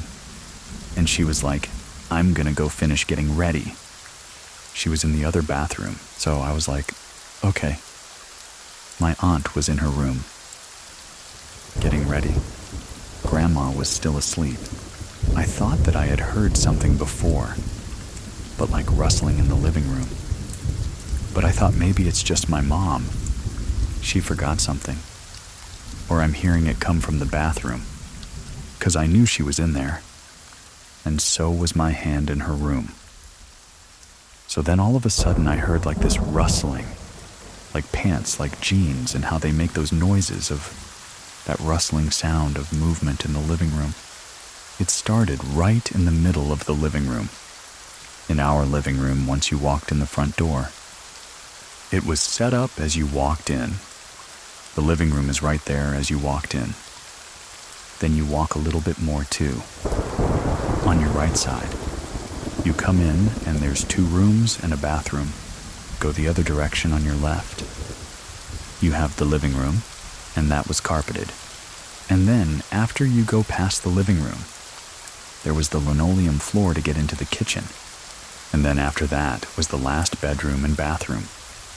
So it started out in the middle of the living room. This pant sounds like rustling movement. And I even called out, and I told cause I thought it was my mom. And I was like, you're still there, huh? I heard nothing. The footsteps and the rustling came to the very edge of where the carbon linoleum meet. So I didn't move, 'cause I thought maybe I'll get a response. And I didn't get any kind of response whatsoever. And at this point, I'm like scared beyond compare. Like I didn't even move, 'cause I didn't move. I didn't look, 'cause I didn't want to see what I might see. Finally, I was like, okay. I'm like, I gotta go and get up, and I gotta look, and I gotta see what's going on. Who is in the living room that's playing with me? I go towards the little entryway into where the arch is, into the kitchen. I look, there's nothing. There's no one. There's nothing. My mom is still in the bathroom. My aunt is still getting ready in her room. I go sit down because I'm like, this is beyond freaky. I'm like, how? So then my mom comes and she's like, what's wrong?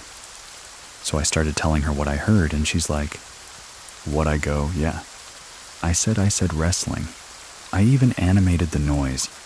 I said because this is what I'm hearing. I said, but then When I went to go look, I said, "There was nothing, there's nobody." So she equally got freaked out as much as I did. My room on the doorway had those beads that everybody had at one point, because everybody thought that they were cool. I had those, and I had them on my doorway. And every time you moved or you pulled them aside, they would make that nice little sound of like beads rustling. So anytime they moved them, they would make noise at that time. I also had an inflatable chair that no matter what, that thing always deflated. No matter what I did, it always deflated. It was just one of those chairs. Every night, I would always put like my bedding on top of that chair, that inflatable chair, because I had nowhere else to put it. But I always made sure that I always moved it away from the wall, so that way it wouldn't like squink or get rubbed or anything against the wall and freak anybody out. So this one particular night, we had all gotten ready for bed and everything. My mom was the last to get ready for bed. I could see her, I could hear her and everything. And then finally she was like, "Night." We're all like night. Maybe 10-15 minutes later, I hear that rustling sound again, like somebody is walking. In our hall leading into our bedrooms was all carpet. You could hear it even more. And I was like, maybe it's my mom. I'm like, maybe she forgot something, or maybe she, instead of going all the way back to the other side of the house, where her bedroom was, she just needed to come back and grab water, or something. But then I heard the beads on my doorway, like they kind of parted, and as they parted, you can hear that beating, moving, and clinking together.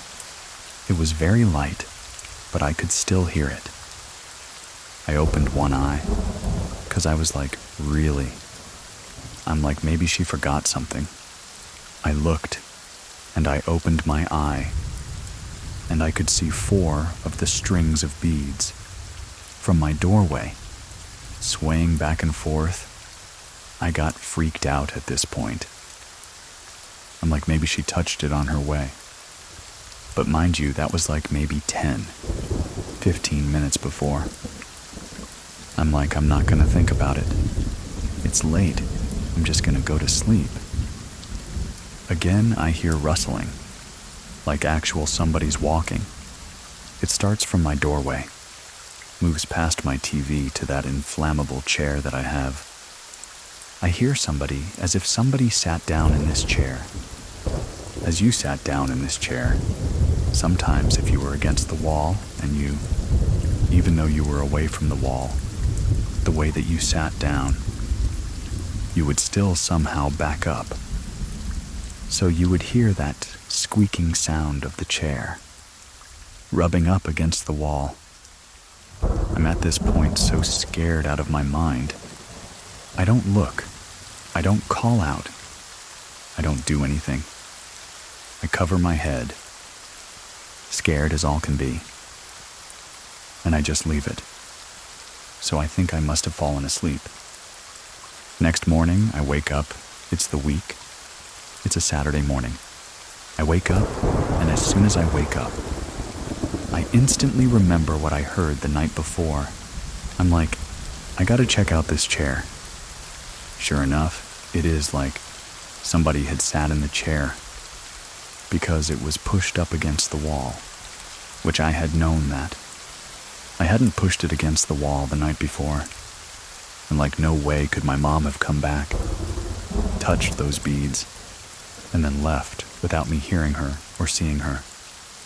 I told my mom and my aunt the next morning. They were freaked out. I was freaked out, or like, yep. Nope, we're not. And we're like, maybe because my grandfather had passed away years ago when I was the age of 2. And they have a theory, I have this theory, that maybe it was my grandfather checking on me. making sure that I was okay. Wasn't until a couple years after that, after I graduated, after I got finished with middle school, and then graduated from high school. We ended up moving to a new house, newly built, so I knew that it didn't have anything. And all of a sudden, we were all sitting there one day around the table. In our dining room table, my mom, my aunt, me, my grandmother. The doorbell rings. We look, there's nobody. But it wasn't like the hard doorbell ring, as I feel like sit really super hard. Makes that really loud doorbell he knows. One of us went to go look. There is nobody there. Again. I think that it was my grandfather checking on us again, just saying, "Hey, I'm here. Thank you very much for listening. See you soon. See you soon.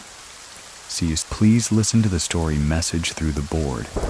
This story happened in 2014 in Murrieta, California. I worked at a grocery store.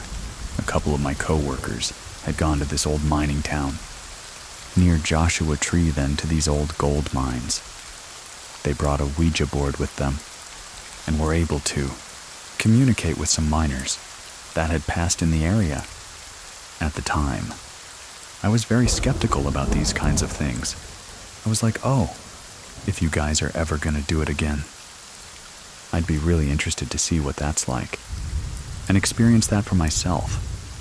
A couple weeks later, one of the girls that owned the Ouija board invited me to go with her to her grandmother's grave. We went to the cemetery around sunset and set up a blanket.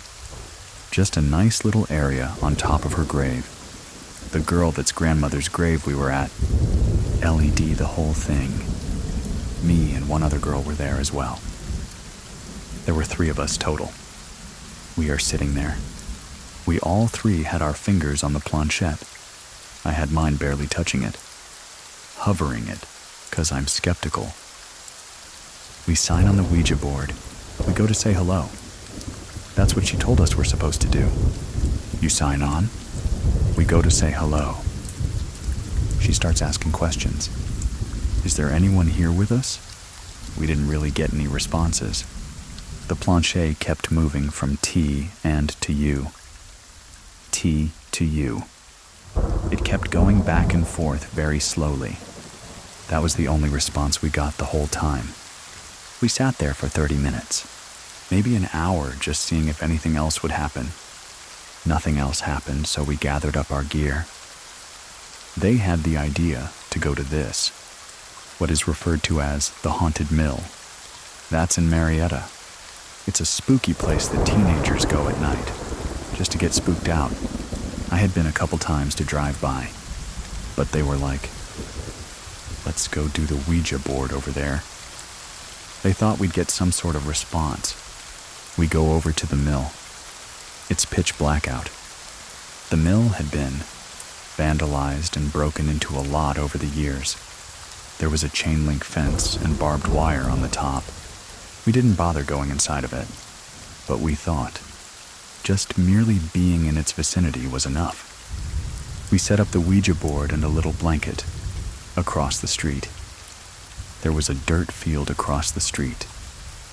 It was just us, dirt field and the mill. All 3 of us had her finger on the planche. We sign on to say hello. The girl who was leading asked if there was anybody with us. This time, the planche went to yes. She asked a few other questions. One of them was, "What is your name?" It started to spell my grandfather's name, which is not a common name in the States. The hairs on the back of my neck were standing up. And it started to spell my last name. My last name is Dutch and very hard to spell. Even people that have known me for years have a hard time spelling my last name. I immediately was going into fight or fight mode. I was really scared, I figured. The girls I was with probably didn't know my grandfather's name. At first, I thought they were pulling a prank on me or something. I looked at them and was like, oh, This is my grandfather's name that it just spelled." My friend continued to ask questions. She said, "Do you have something that you want to say to Molly?" It went to yes again. "What's your message from Molly?" It spelled Getready. I said, "Get ready." She said, "For what?" It spelled DE, a TH death. I immediately was having an out-of-body experience. We signed off. My two friends were very scared. They grabbed their stuff, ran off to their car. I had been sitting crisscross, applesauce the whole time. I went to stand up. My legs were numb. I fell into this ditch that was there. I lost my car keys. Having a panic attack, I look up and my friends are at their cars. They're getting ready to go. I couldn't find my car keys, so I pull my phone out, get my flashlight. I'm looking for my keys. I finally find them. I run into my car and drive off and don't look back. We let each other know when we got home. Over the next couple of weeks, we were checking in with each other a lot to see how everyone was feeling. We were all really freaked out by it. In the months after that, even years, I have asked them repeatedly if they've ever had another experience like that, or if they were possibly playing a prank on me, and they've never owned up to it if they were. But that's something that has scared me. It's been almost 10 years. It's still something that I think about. From what I experienced, I don't think either of them messed with a Ouija board. Again, after that, the logical side of me wants to say that they were messing with me, but I think it would have been really hard for them to find my Dutch grandfather's name somewhere, and to know that that's something that would scare me. I went in with the title of a skeptic, and I feel like maybe I was targeted because of that. I would say, know what you're getting yourself into. Listen to stories like these before you do something like that. I haven't been to that specific area because I don't live there any longer, but I in general like abandoned places, spooky places. I actually told my dad the story within the last couple years. The grandfather mentioned in the story is my dad's dad. I never told him. I didn't want him to have a weird memory of his dad after hearing it, but I wanted to share it with him. He adamantly is like, my dad would never try to scare you like that, and would never tell you to get ready for death in a negative, scary way. If he had said that, he would have meant it, as in, live your life to the fullest. Always prepare, be prepared. That you don't always have the promise of tomorrow. That's giving me a piece about the story too. I don't think it was my grandfather. I never did research into this because I'm too scared. But one of my friends that I experienced this with, she had done some research into demons and spirits. She said there is a demon that will imitate relatives, with repeating letters, like we had experienced at the cemetery. If that's the case, I'm really glad we signed off when we did, and didn't do it again. This experience just gave me a really well-rounded view of this kind of thing. I don't consider myself a skeptic or a full believer. I put it into the category of something unexplained, something I might never know the answer to. Don't leave just yet. We have 3 stories today. Have you listened to them yet? They're up and available now as separate episodes. You can share your own story with me over on scarystory.com for a chance to have it featured on an upcoming episode, and to listen ad-free. Try out Scary Plus over on scaryplus.com. Completely free for 14 days. You can also find the button somewhere on your app. Right now. Thank you very much for listening. Keep it scary, everyone. See you soon.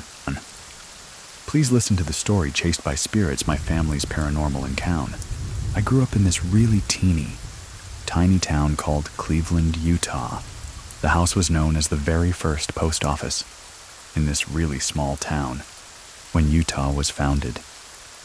It was so old that when we did some renovations on the house, we would cut into it and see that it was logs on the inside. That's how old it was. It was an old log post office. My mom and dad decided to create a bedroom in the attic space upstairs. They cut a hole in the ceiling and built these really rickety, steep kind of stairs that went up into this little attic space. The top right corner of the room would be where the stairs would come up, right at the top of those stairs.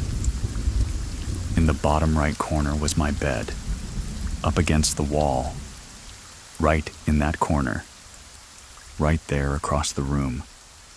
In the bottom left corner would be my sister's bed, and then in the top left corner was my brother's bed. I used to see this really dark shadow every night. I would wake up in the middle of the night. Somebody was in the room with me watching me. I would open my eyes, and there would be this dark shadow standing over by my brother's bed. Staring down at him, it was the shape of a man, but it was just a really dark shadow. That would stand there. It would move from my brother's bed, and it would just float across the room, standing over the top of my sister's bed watching her. If I felt myself waking up, I would keep my eyes closed and wait for my brother to move, or wait for my sister to move, and then I would open my eyes. Then he would be standing right by me, staring down at me, watching me sleep. I was so scared I would take all of my stuffed animals, put them all the way around me, and then I'd take the biggest stuffed animal that I had, and I'd put it right over the top of me and tuck it in to make it look like. The stuffed animal is the one sleeping in the bed. I think around in my teenage years, we moved out of that house, and I didn't have any other experiences growing up until later in life when I met my husband. We had all of our kids at that time, and he was stationed in the Air Force, and he got deployed to Iraq, Afghanistan. He got deployed to Korea for a year. One of the funny things about me and my husband, we were really into the TV show Ghost Hunters. There was this one episode where they went to the Stanley Hotel. It's the actual hotel that Stephen King himself was staying in when he had those experiences. That scared him so much that he wrote the book, The Shining. This hotel is over 100 years old in Estes Park, Colorado. It's gorgeous. On this episode, they decide that they're going to split up into these separate rooms in the hotel that are known for the most paranormal activity. In the hotel, one of them is on the 4th floor, room 412. Back to me and my husband. My husband is deployed to Iraq. I want to surprise him with something. Just pretty cool for him coming home. He's been gone for 6 months. I decided I was going to book us a stay at the Stanley Hotel so that we can go investigate ghosts.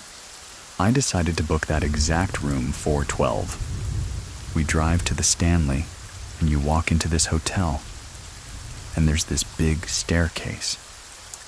It goes up the center, and then it splits off to the right and the left, on both sides, and you can go up to the other rooms.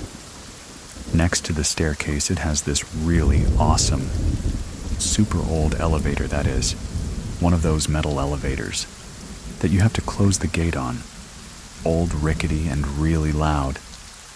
We get our key for the room, so we get in the elevator and we go upstairs. Step off the elevator, and the room that is haunted is right next to that elevator. We get in the room and go check out the closet. This closet is 100 years old, full hard wood. It's got one of those really old doorknobs on it that are really hard to turn. It's super heavy. On the back side of the closet Is that elevator? We check that out. We check the room out. It was really pretty. It had a really old bathroom in it.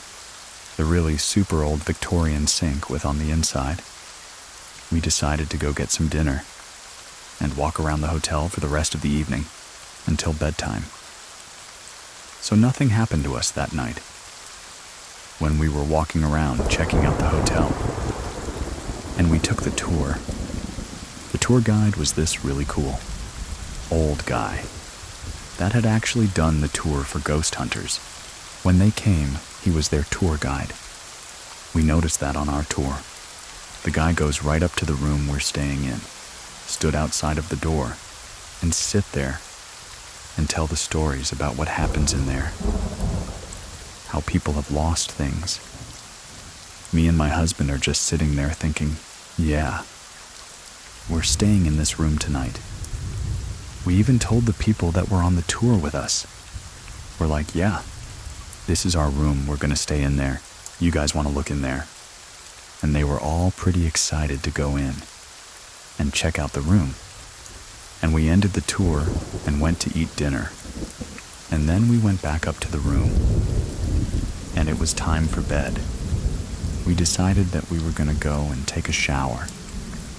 Together, we're in the bathroom, talking about how nothing's happened to us. It doesn't seem very creepy. There was 3 bulbs in this one light fixture above the bathroom sink. As soon as we were talking about this happening, the light bulbs all shattered. We got out of the shower and called downstairs. I told the lady at the desk what had happened. She said that they were going to send somebody up to come and take care of it. Things like that happen all the time in that room. I just don't know what could have caused that. They came up, they cleaned it up, they left the room, and me and my husband get into bed. And we're laying there, and I'm trying to go to sleep. This bed is facing the closet. So if you're sitting up in bed, you're looking right at the closet. I get this really dark, heavy feeling. There is something in this room. I open my eyes. I look up. Right above the bed is a fan. A ceiling fan, and right next to the ceiling fan, there is this woman floating there. She had a really long, dark hair. I'm looking at her, I start grabbing my husband's arm, shaking him, and I'm like, honey, do you see her? She's right there. And I'm hyperventilating. He wakes up, sits right up, and he's like, where? Where? And I'm like, she's right there in front of us. At that point, she starts moving towards me. And I take a breath and I'm like, hi. She stops, tips her head sideways.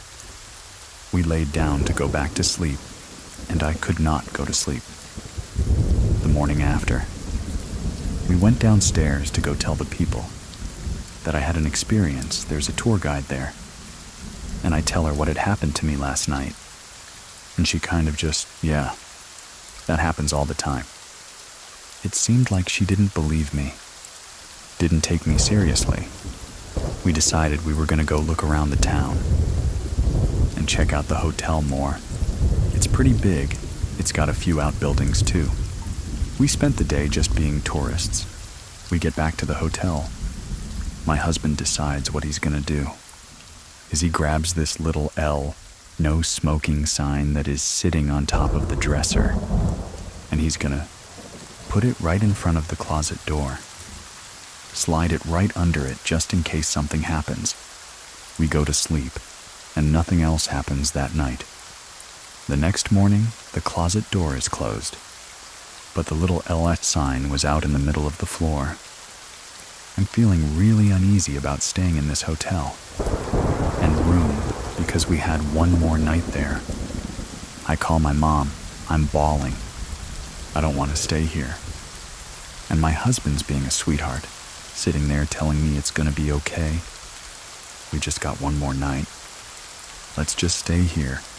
And I said, okay, we'll just stay because it was paid for that night.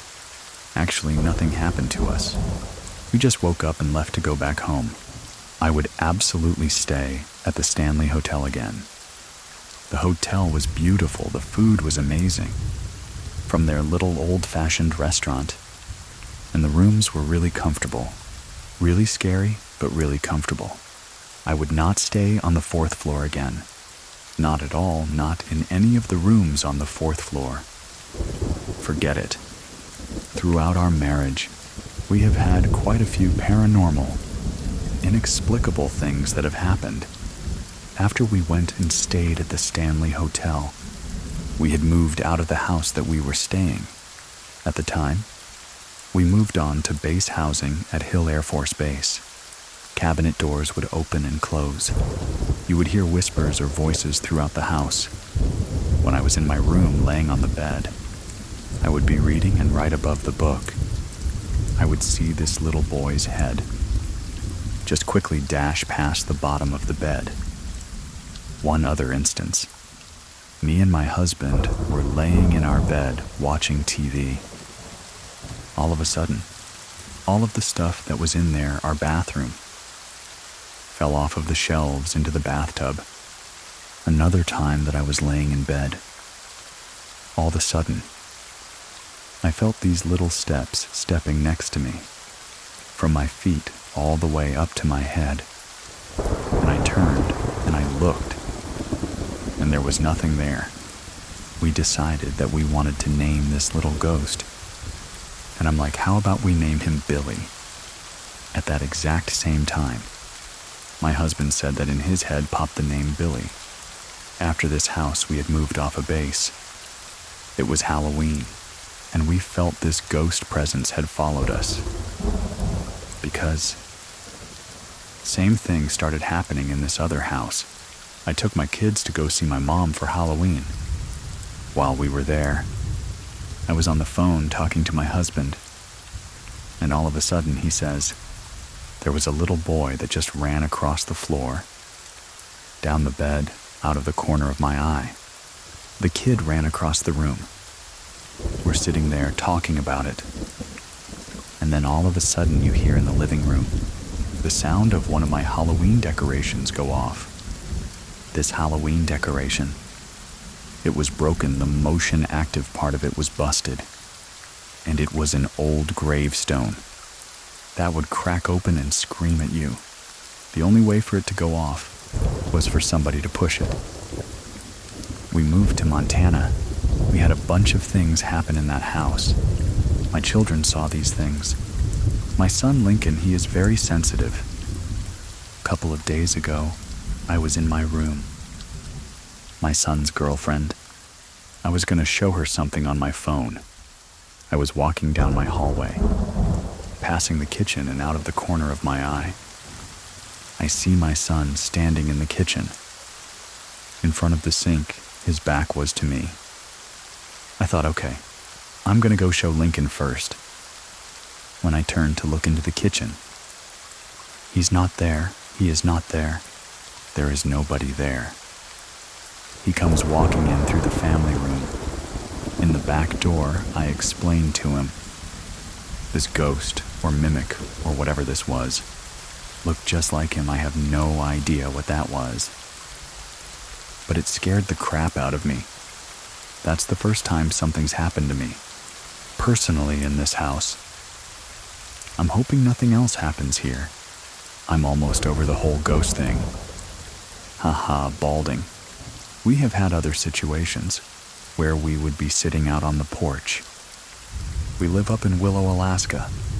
It's a really tiny town in the middle of the forest. We have neighbors that aren't very close to us. We would be sitting out on the porch, and you would hear strange howls, moans and growls over in that forest. Over there, across the lake, we're avid hunters. We know what it sounds like when a moose is in heat. Just doesn't sound anything like that. Me and my son and his friends, we always talk about shapeshifters up here all the time.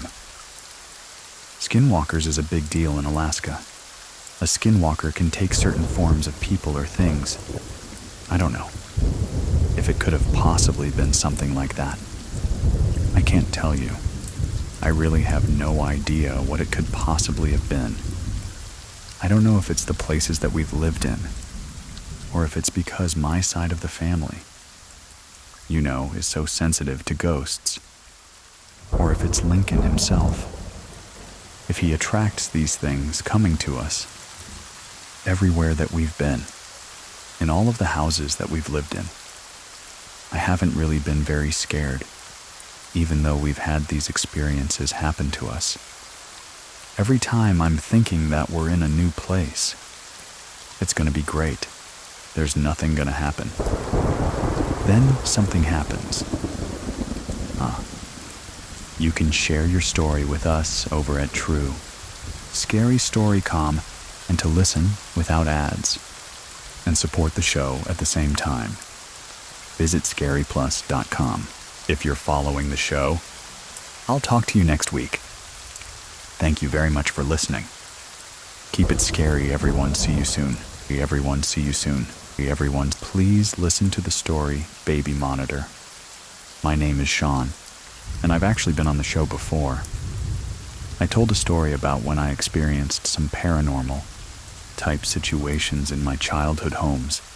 The experiences had dwindled off for most of my early adulthood until around 2020. July of 2020, I lost my mother. Shortly after the COVID pandemic had started to peak, my mother took a turn for the worst and passed away unexpectedly. Shortly after that, I found out that I was pregnant. This was not something that me or my boyfriend had planned. It was very unexpected, and I kind of took it as a gift, from my mom, because we had been talking before she passed away about how excited she was at the idea of becoming a grandma. And I told her, I don't even know if I can have kids, so we'll see what happens. And then, shortly after she passed away, I found out I was pregnant. We were in a one-bedroom apartment at this point, and we decided that it was time to try to find ourselves. Actual house, a space where we would be able to grow as a family. And I started house shopping. We were looking for houses for months. But then, one came on the market. That happened to be on the same street that my childhood home that I had originally experienced a lot of the paranormal activities was on. I decided to go take a look around. There wasn't anything particularly special about it yet. There was something that drew me to it. I can't explain what it was, but there was just an energy in the house that pulled me to decide to try to convince my husband that this is the house that we need to buy. He was not a fan, but when it came down to it, everything seemed good about it. There wasn't, a whole lot that had to be done to the house before we moved in, so we decided to put down our offer, and we got the house. December of 2021, we moved into the home, and that first night, things got weird. I actually can't recall entirely what happened. That night, it happened to me, and I was in a state that I can't really explain. So I'm going to let my husband, Gordon, take over for a moment. The first night in the house was a hectic one. Unpacked everything as we could, and we were decided, let's just go to sleep. We're all exhausted. Let's just go to sleep and relax. And we're laying there, we finally pass out. Felt like minutes. Early morning comes, and I feel this jolt on my chest, like something hit me. I look over to my right. My girlfriend at the time is right next to me. She looks funny. Her eyes are open, but she's not really saying anything. She's kind of just looking at me, and I'm like, "Are you okay?" And she's not responding. It was strange for a second or two. And I was just trying to, nudge her and stuff. And all of a sudden, she just starts speaking in tongues almost. saying different names I didn't recognize. She was like speaking multiple languages all at once. It's a very strange situation. And I'm thinking, okay, maybe she's having like a stroke or something. I wasn't even sure. So I'm like, okay, so try to wake her up or something. So I'm just trying to wake her up, and she's just flapping her arms around and yelling and trying to get my attention, even though I'm literally staring at her. It felt like she was almost possessed or something, like she was like being taken over by something. This is early in the morning too. Sun's barely coming up, so I'm trying to hold her up. I physically had to hold her up with my shoulder, in the bed to try to keep her up without laying down, trying to shove apple juice into her throat. And finally, as I get probably a cup and a half down her throat, she's finally kind of saying English words. The weirdest part is, she had no recollection of anything. We had full different language conversations, trying to decipher what we were trying to say to each other. But she was just only halfway there, and her eyes were just glazed over. One of the weirdest situations I've ever experienced in my life. The weirdest part about it was that the only thing that I can recall was feeling like I was freezing, and I was trying to tell Gordon, "I'm so cold, Gordon. I'm so cold," but the words wouldn't come out. And that's all I remember from that experience. I finally kind of came to. And he told me that that had all happened. I thought I was just having like a bad dream. And then from there, I just proceeded to experience other weird events. One in particular that still sits very heavy with me was, we had probably been in the house 3 or 4 months. At this point, I had moved my son into his room. He was around 8 or 9 months old, and that was really hard for me, because when we were in the apartment, we had one of those side-sitting cribs, and he was right there next to me. And the doctor was like, "Well, you need to get him in his own room, in his own crib, and just being in this new environment." It was difficult for me. So there were a lot of nights where I would wake up very easily from like the slightest noise, the slightest creak in the floor, anything like that. And my husband is the complete opposite. He could sleep through an explosion. One night around the summertime, we were sleeping, and I was woken up very abruptly by a large banging. Sound like something had fallen downstairs. I didn't get freaked out too much at first. I assumed maybe one of my pets knocked something down. We have a couple of cats and had a dog at the time. But then I heard footsteps coming up the stairs. They didn't sound like paws or anything like. They were like loud boots, stomping on the creaky wood of my stairs. I'm sitting up in bed at this point. I'm trying to wake up Gordon. He's not reacting. And I'm like panicking, because I'm thinking somebody broke into my house. Since we're in an older house, there's about an inch or so of space between the floor and our door, so you can see people's feet and things. I saw a pair of feet boots settle in front of the door, and I am fully panicked at this point. I can't get my husband to wake up. He's snoring, having a great time, and I'm like, I'm about to die.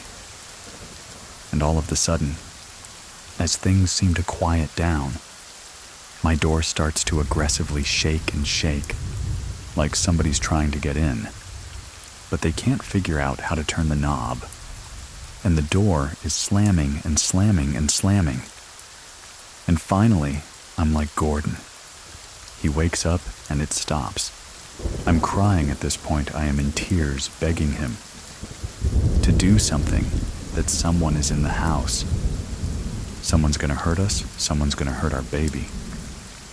So he gets up in a stupor, goes and opens the door, and there's nobody there. He goes and checks downstairs. Nothing has fallen. Nothing's out of place. To this day, that still sits with me, because there are still times where I will wake up in the middle of the night and I can hear the door jiggling. Not as violent as that first time, but like somebody's trying to figure out how to get into my room. At first, when some of the footsteps started, I put it in my head that maybe it was my mother, keeping an eye on us. She was always like a huge believer in the paranormal. She always believed that the ghosts, or entity, that we were dealing with. In my childhood, homes were my grandmother. She always kind of put it in my head that the people that we care about most stay with us for a while after they're gone. But the way that it behaved in that moment, it didn't feel like something safe. It didn't feel like something that was there for a good reason. As time went on, it seems that whatever this thing is that we're dealing with has taken a liking to my son. So, Alec, my son turned 1. He was just learning how to talk, and he would just like giggle and kind of like whisper to himself in bed. We didn't think too much of it at first, until one particular night. We have this video baby monitor that, when a sound goes off, it'll turn the video on so that you can see into the room. We had it at the time face down right, so that we could see him in his crib. This particular time, the monitor turned on and I just heard like a grumbling. I couldn't figure out what it was at first. I thought maybe it picked up, like the air conditioner or something in his room. But it was kind of like a bra, bra, bra kind of sound. So I went to look at the monitor, and I see my son just sitting up in his crib, talking to the wall. He's giggling and whispering and having a babbly conversation with something in the wall. And at this point, he wasn't old enough to really be talking so I couldn't ask him about it. But this was something that continued to happen for the last 2 years, where the monitor would pop on and he's sitting up, sometimes asleep, sometimes not talking to someone or something. One particular night when he was around 2.5, he was in a twin bed that we have in a frame that's like on the ground, because we didn't want him to fall out of bed. And this night, the same kind of thing happened where the monitor turned on. There was a weird scratchy, grumbly sound, and when I went to check Alec, my son was sitting up in the middle of the bed, just staring straight ahead. And I'm looking at him, and I see the room is dark. And yet there was just in the corner of his room, behind his bed, there's just this giant black figure. And I'm thinking I'm seeing things at this point, and I'm getting ready to go up there. I put one foot on the step, and my son looks up at the camera. He goes, "Mommy, Mommy." In that moment, the darkness disappeared, and he just laid back down and went to sleep. I was just frozen on the stairs, not sure if I actually saw what I saw. It's unsettling, because I don't know if whatever this thing is friendly, if it's got a motive, or why it seems to suddenly be attracted to my son. My son's obsessed with ghosts. I'm not sure where he even got the knowledge of ghosts. He asks my husband to play ghosts with him every night. He wants him to put like a sheet over him and go, "Ooh," and like pretend to be a ghost. No idea where he even learned that word. Just this morning, I went in to get him to go to daycare, and he gets up and he goes, "Mommy." Guess what? My friend did exercises with me after Daddy left. I was like, "Who's your friend?" And he just goes, "I don't know." Part of me wants to think that maybe it is my mom, watching over him and coming to see him, but the way that whatever this is treated me and treated my husband. It's hard to be confident in something like that. There was a time recently, Alec was in the living room playing. We were cleaning up the kitchen. I had just let the dogs out the back door. I turned my back to where we have like their water bowl, and when I turned back, there was a dead mouse lying next to the water bowl, and I come up to it, and it's a mouse, and so I'm freaking out. I get my husband to come and look at it, and he's like, "This is stiff. This has been dead for a while. It looked like something had spit it up." But my dogs were outside. The only ones that could have possibly had a mouth big enough to transport this thing. We're not in the house. I had my husband throw it out. I go to open the back door to let the dogs back in, and there's another one in the exact same position, in the exact same state, right on the back step of my house. We clean that one up. The next day, there's another one in the exact same spot. I can't explain that either.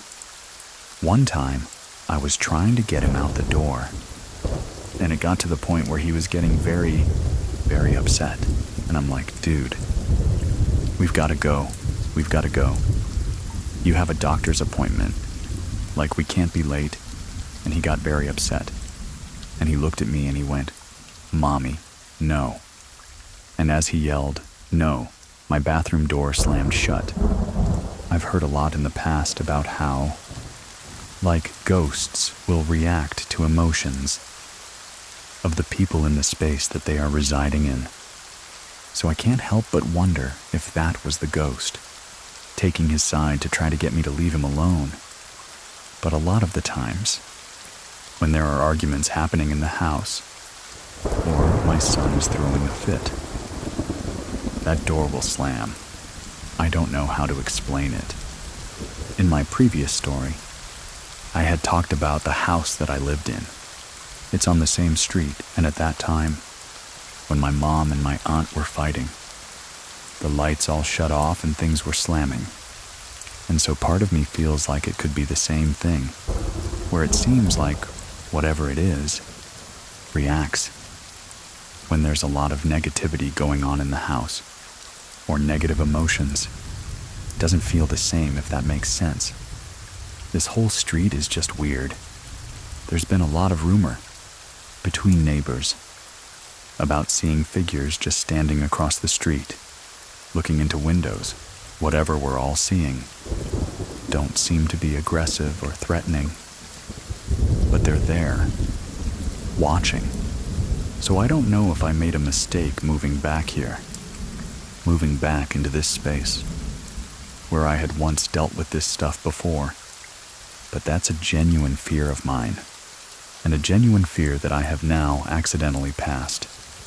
Whatever this is from me to my son, if you haven't listened to it yet, you can find Sean's story by clicking on the link in the description of this episode, and if there, the story that you want to share with us. Head on over to truescarystory.com and fill out the form ad. Free. Listening is also available for our Scary Plus members.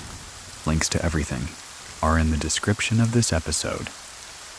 Thank you very much for listening. Keep it scary, everyone. See you soon. Please listen to the story Bad Intentions. We lived in a neighborhood called Pilsen in Chicago. One of my aunts lived across the street, but I used to love to go over there to be with my cousins. The houses in Pilsner are really big old structures. It was an old, predominantly immigrant neighborhood, but the houses are Victorian style. They have a big living room, big dining rooms, small bedrooms, big kitchens, a lot of hidden closets, and little places where you can hide. Play hide and go seek.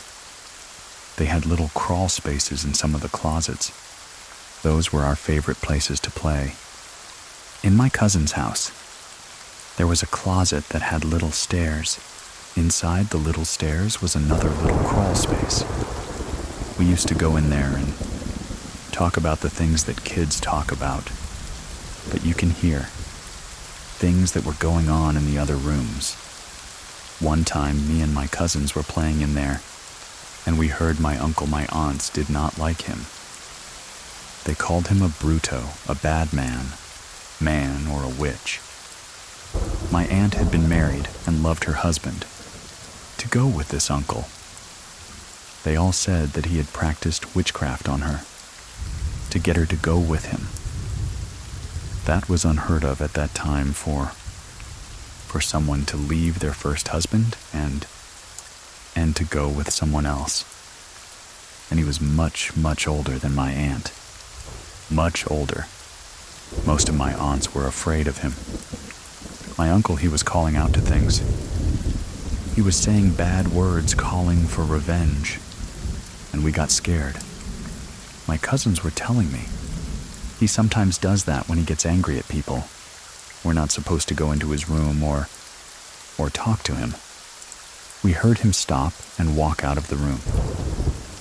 I went into his room, into his closet. We found a little box, a little black box. Inside of it were little bottles of oils.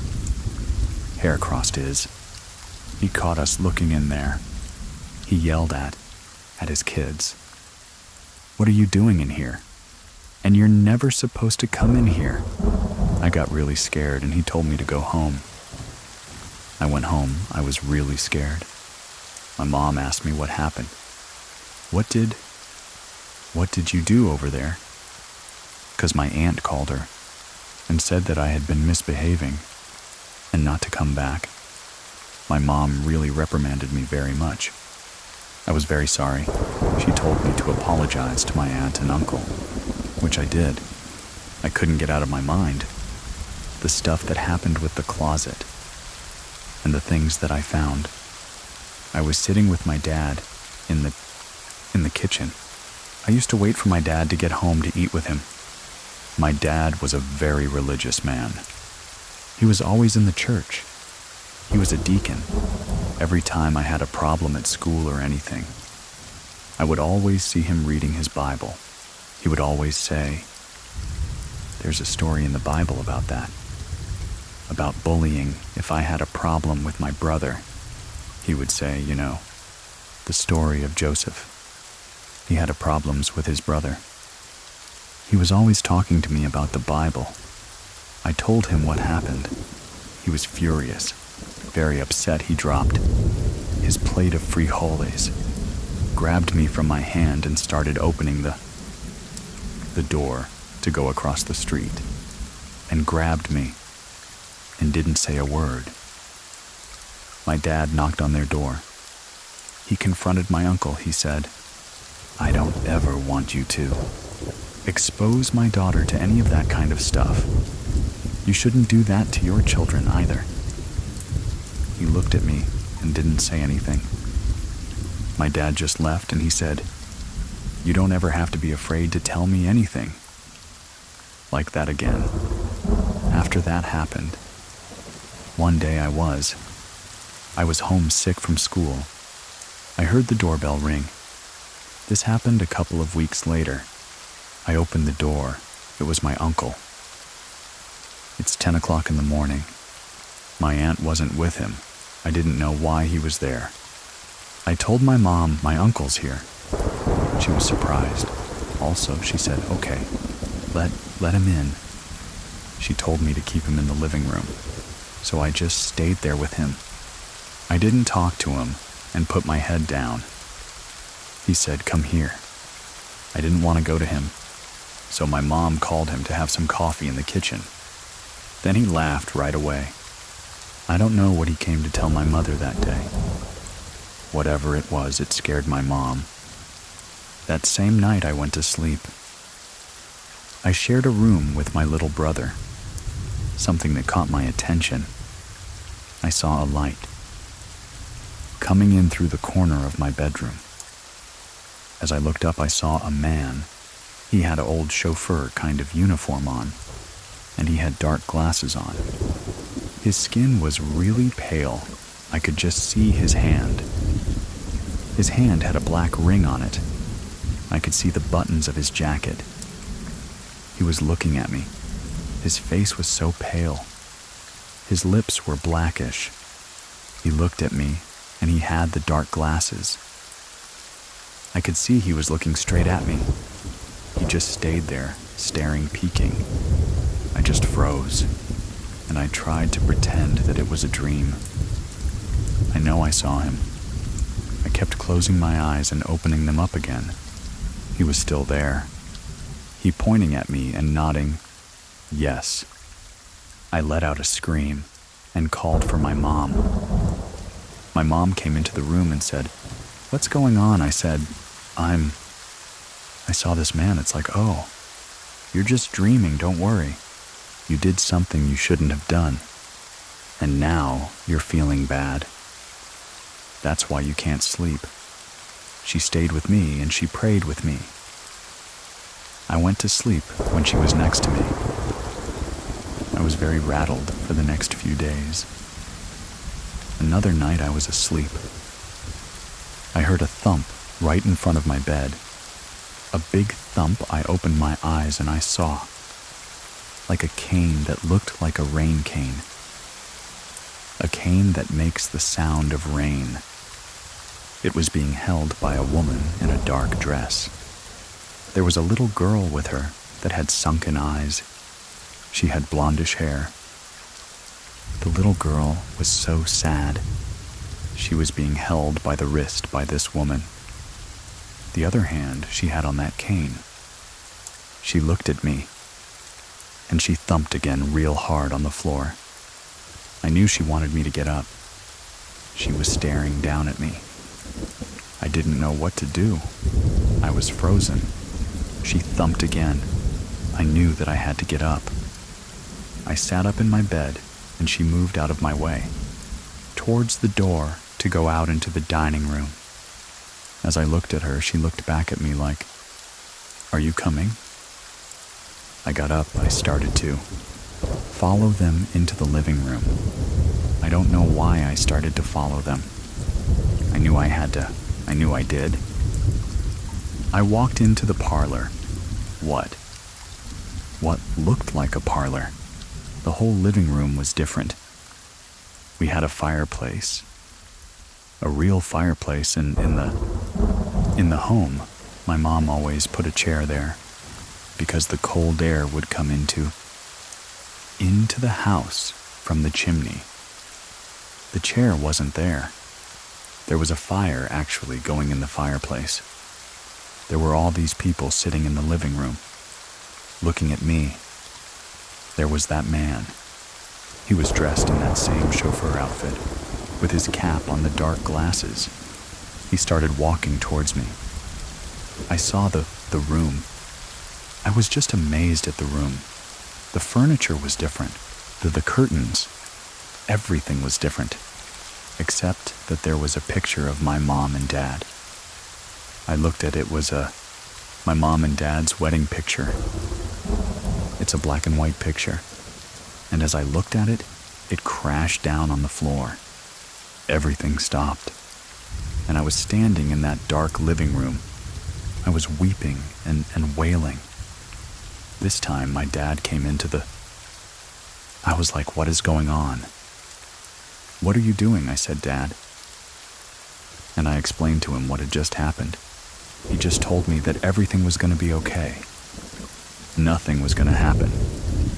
He believed me. Then my mom came and said, "I think she's just making things up."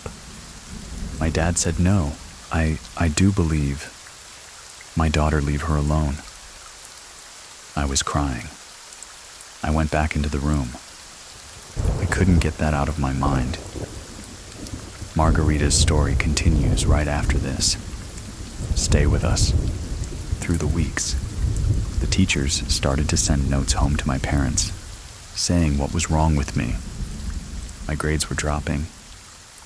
There was a lot of arguing in the house. My mom and dad were fighting all the time. One of the arguments started to stem up because my uncle would no longer let my aunt come to visit. Our house and I was not allowed to go over there. I told one of my aunts what was going on, and she came and talked to me, and she said, I know what's going on. I know he's a brujo.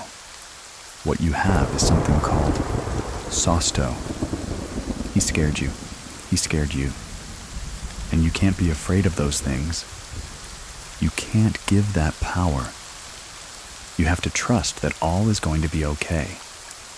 There is always a power bigger than anything bad. For everything that is bad, if you believe in bad, you have to believe in good. She told me the next time that woman came, or anybody came into my room, to tell them to go away, that you are not going with them, that you are protected. Do not allow them to take you anywhere. The next time it happened. A few days later, I saw the man again. This time, he put his hand out like, "You're coming with me." I said, "No, I'm not going with you." I started to yell loud. And no, I'm not going. I thought I was talking. But I wasn't. I couldn't talk. But in my mind, I was saying, I'm not going with you. I'm not going. I was terrified of him. He started to walk towards me. At that time, my brother started to rumble in his sleep. I moved from my bed to his side of the bed. I lied down next to my brother and started to hug my brother. I closed my eyes. I said, "I'm not going. I'm not going."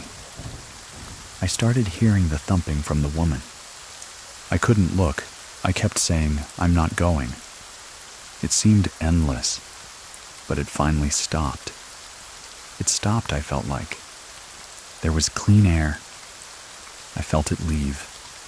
I felt the chills, the darkness, the dampy smell, because it came with a musty kind of smell, like wet dirt, but with garbage. It's a smell you can't ever forget, the musky, dirty smell of earth. And it was gone. I didn't smell it anymore.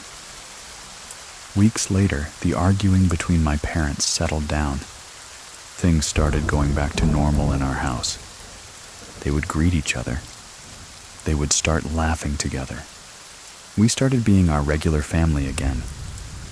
It was at that time that my uncle and aunt decided to move back to Puerto Rico. They decided they were going to pick up and take the kids back to Puerto Rico. But before that happened, my aunt got very sick. She had to be put in a home. She had a series of strokes. And my uncle left her to live in Puerto Rico. After that, we heard stories about him joining some kind of church and getting arrested for hurting children. Eventually, my aunt and him divorced. We heard nothing from him again. My other cousins had run-ins with him. He died a terrible death as well. He caught gangrene. He died in prison for whatever it was that he did in Puerto Rico. I can't really say, I just know that was something against a child in a church. He was accused and found guilty. In Puerto Rico, he was a chauffeur, but I think it was in another aspect of him, because he was a chauffeur in Puerto Rico. He used to drive a taxi or drive people. I do know that. He used to work for a rich family in Puerto Rico. Driving them around, I found that out much later. But that would make sense why I saw him like that. None of them want to see him at the end. They're all good people to this day. I adore my cousins. They grew up to be wonderful, wonderful people. They remembered their father with love. But not many of our other relatives agree with that. My aunt tells me how brave I was to be able to confront him. And that's a lesson I've learned. I have to always face my fears with courage. Years later, I would talk to my brother about this. I was telling him, I used to be really scared in that house. He said, "Oh yeah, the lady with the cane, right?" I'm like, "What?" He goes, "Yeah, I remember when she used to come into our room and and try to take you away. I said, "Why didn't you ever say anything?" He said, "Because I didn't want her to take me. I'd rather her try to take you than to take me." He validated it for me, my brother told me. "No matter where I am, I will always protect you." My brother died in 2020 from COVID. I still feel him around me. Sometimes when I'm scared or feeling lonely, I'll feel his presence around me, and I know that he's close. I've also learned now that there are some things that are always good here. And in the afterlife, you can embrace those. Thank you very much for listening. Keep it scary, everyone. See you soon. See you soon. Please listen to the story, The Girl with Black Hair. My story begins after my parents' divorce. They wanted to co-parent and live in the same house. They decided to move to a new city in Valencia, Venezuela, around 2006. 2007, we finally settled in this house. That was really close to my new school. This house was inside a gated neighborhood. Our house was the last one on the street and had a koi pond, a huge tree in the entrance. That made the house look more shaded. It was a big, one-story house with 5 bedrooms and 4 bathrooms. Right when we came inside, the house gave me a really weird, creepy vibe. My room was next to my dad's bathroom and bedroom. My dad's bathroom had a big, cool shower that had glass doors. There was no roof, only a mesh roof. But a still rainwater and small leaves will get inside. Sometimes I really like taking showers there. I had to get inside my dad's room to use the bathroom, and I always felt like there was a really welcoming, bad vibe in his room. It was always the coldest room in the whole house. I didn't like being in his room because of that. I used to enter and leave in a rush every time I used his bathroom. When we moved, we had some boxes and things in the studio go missing. My mom couldn't find an error again. My mom and my siblings started seeing black shadows. In different parts of the house, we always have the feeling of being watched, and an unwelcome feeling. There was this day, I was in the studio using the computer. You could see the studio through a window. In the living room, my brother was in the living room when he saw a man behind me, watching what I was doing. One afternoon, I was in my room, doing my homework and listening to music. Suddenly, I heard someone pounding with their face on my window. Really hard. I was really scared. I was frozen for a moment, until I thought maybe someone was breaking into the house. It had happened before I opened the window, but I didn't see anything. I decided to look in the backyard. Since you could see the backyard from my window, I saw a woman running really fast to her right. She had long hair. She was wearing a long dress. She was translucent. There was this time that I was checking myself in the mirror instead of seeing my reflection. I saw someone else. It quickly disappeared. I stay in the house while my mom went out for groceries. I was doing my homework, and suddenly I felt someone watching me. The air felt heavy. I got really scared. But I call my mom when I call her. Someone growled really close to me. I ran and waited outside my house until my mom arrived. Another time I was in my mom's room, when suddenly I had chills on my whole body, and I felt someone scratch my arm. I experienced a lot of sleep paralysis in this house. My sister also had a few experiences in this house. She was in her room with her family dog when he started growling and barking. My sister saw a girl with black hair and white dress walking around and disappeared quickly. During a thunderstorm on this day, my sister was in the bathroom, and when she stepped out, lightning struck nearby. The lights dimmed, and when it came back, she saw the air again. There was a fire that occurred once. For some unknown reason, luckily, a gardener and other neighbors helped, taking the fire down. After all these occurrences, we had a friend whose aunt read tarot cards. I was really skeptical when she read mine. She said there was an evil entity, sent from an ex-girlfriend of my dad. She was a Santara. She sent evil spirits to keep us away from my dad, because she was jealous of my mom, my sister and I relationship. And there was one spirit that was in love with my dad. They also mentioned that I had a third eye. And I was able to feel more of these paranormal activities. A few months later, we have to move out because our lease had ended.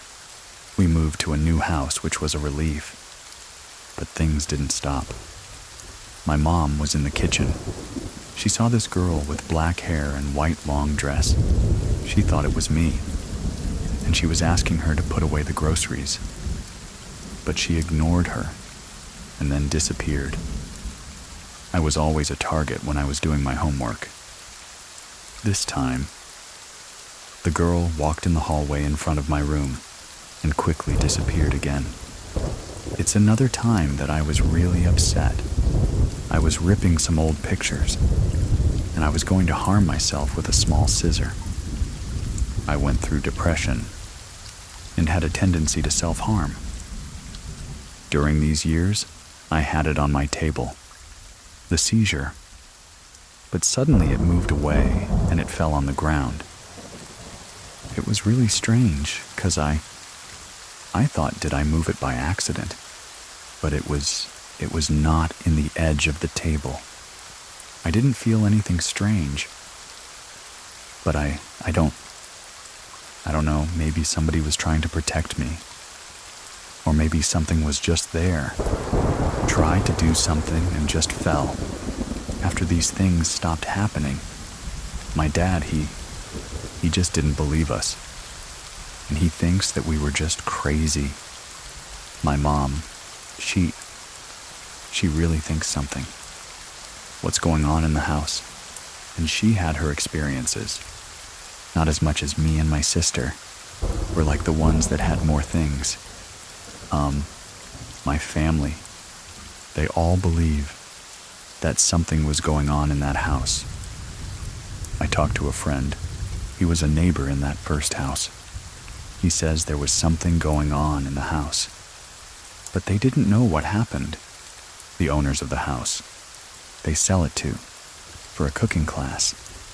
That didn't work after they did a clandestine casino. Now it's a restaurant. Up next, if you want to listen to even more ghost stories, check out our other show hosted by Michelle. The cover looks like a newspaper clipping. Real callers and very creepy. Thank you very much for listening. See you soon. Please listen to the story, The Mistake of Never Saying Goodbye. Despite many warnings, Brooke and her friend decide to play with the Ouija board, a decision they would come to regret. My name is Edwin, and here is Brooke's true scary story. My name is Brooke. My first experience ever with the supernatural happened in Irvine, California at my grandma's house. My grandma still lives in the same house. She bought the house in the mid to late 50s. I was 6 or 7 years old. My mom and I were in the back room, watching Unsolved Mysteries. So it was pretty late at night. The TV was on. I was sitting on my bed. My mom was to the left of the TV doing her eyebrows. Very laid-back night watching the show together. All of a sudden, the sound in the room disappeared. There was no TV, no nothing. You could have heard a pin drop. I zoned out on the wall out of nowhere. This huge gust of wind blew all of my hair back. I look at the door to the bedroom. There is this huge shadow figure. No facial features, but it was the shape of a human. It was so tall. It almost surpassed the top of the door frame.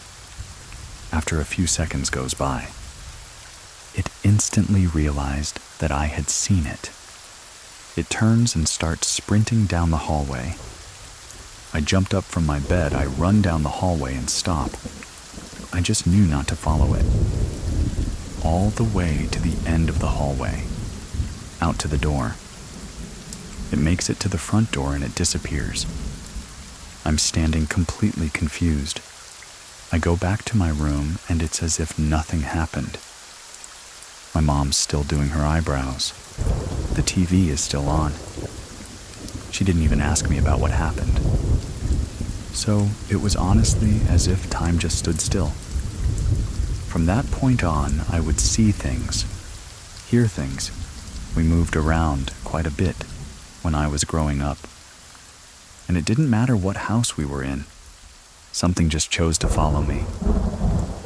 I would hear my name being called a lot of the time. It would either sound like my mom, or someone was trying to sound like my mom to get my attention. I would even hear my name in class in elementary school. And of course, as a little kid, you don't want to hear someone calling my name in the middle of class and draw attention to yourself. I didn't want anyone to think I was crazy, so I kept it to myself a lot of the time. But the experiences never went away. They slowed down once I hit my early teenage years, 11. 12, 13. But they never fully went away. Even to this day, I still experience a shift in the energy in the room and this overwhelming sense of dread. It didn't matter what house we were in. Sometimes it would happen during the day. A lot of times it was at night. Just this overwhelming sense of I'm not alone. Someone is watching me. Fast forward to middle school. I'm 12 years old. We're living in a townhome. Still in Irvine, but out of Grandma's house. Me, my mom and dad, my brother and sister. My parents decide that it's not working, and they tell us that they're getting a divorce. Dad moves out. He has his own place. That doesn't last long. And he ends up back at my grandma's. And he meets my stepmom. They get married. They have my youngest sister. And we move into a house in Northwood, not far from my grandma's house. At all this house. The first time that we did a walkthrough of that house, it didn't feel right to me. Downstairs, no problem. As soon as I went upstairs were my soon-to-be bedroom, my siblings' bedroom, and my dad and stepmom's bedroom was. I just had a feeling of I don't want to be here. This doesn't feel right. I ignored it. We move in. We're going back and forth, spending about half the week with my mom, half the week with my dad and stepmom. Nothing happened at first. It was a lot of feeling again. Dread every time I had to go up into their room, or even just walk past their room. I absolutely hated that feeling. I would ask someone to go up and close their bedroom door. I would avoid even looking down the hallway. If their door was open, it never gave me a good feeling.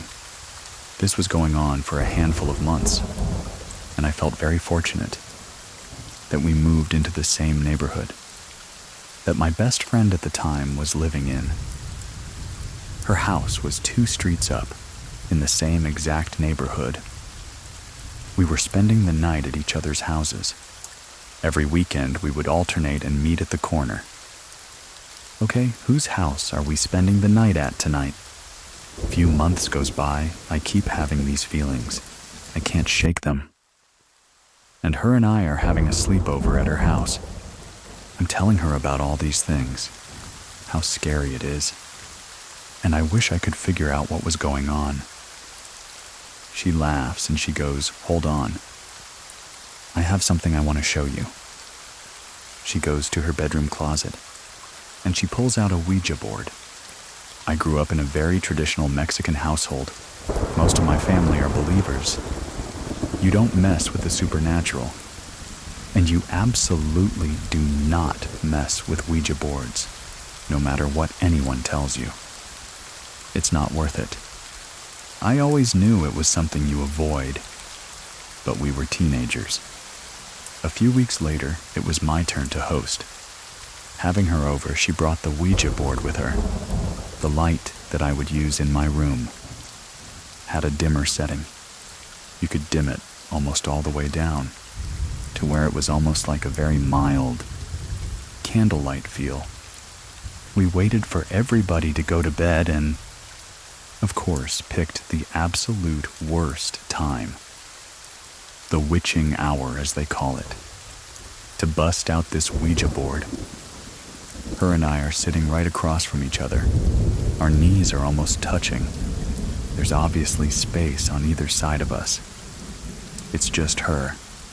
And we have my light all the way on. We're sitting there, she takes it out, explains to me how it works. We both place our hands on the Ouija board. She's like, okay, what do you want to ask it first? Do you have an idea of what could be in the house? Is it an adult? Is it a child?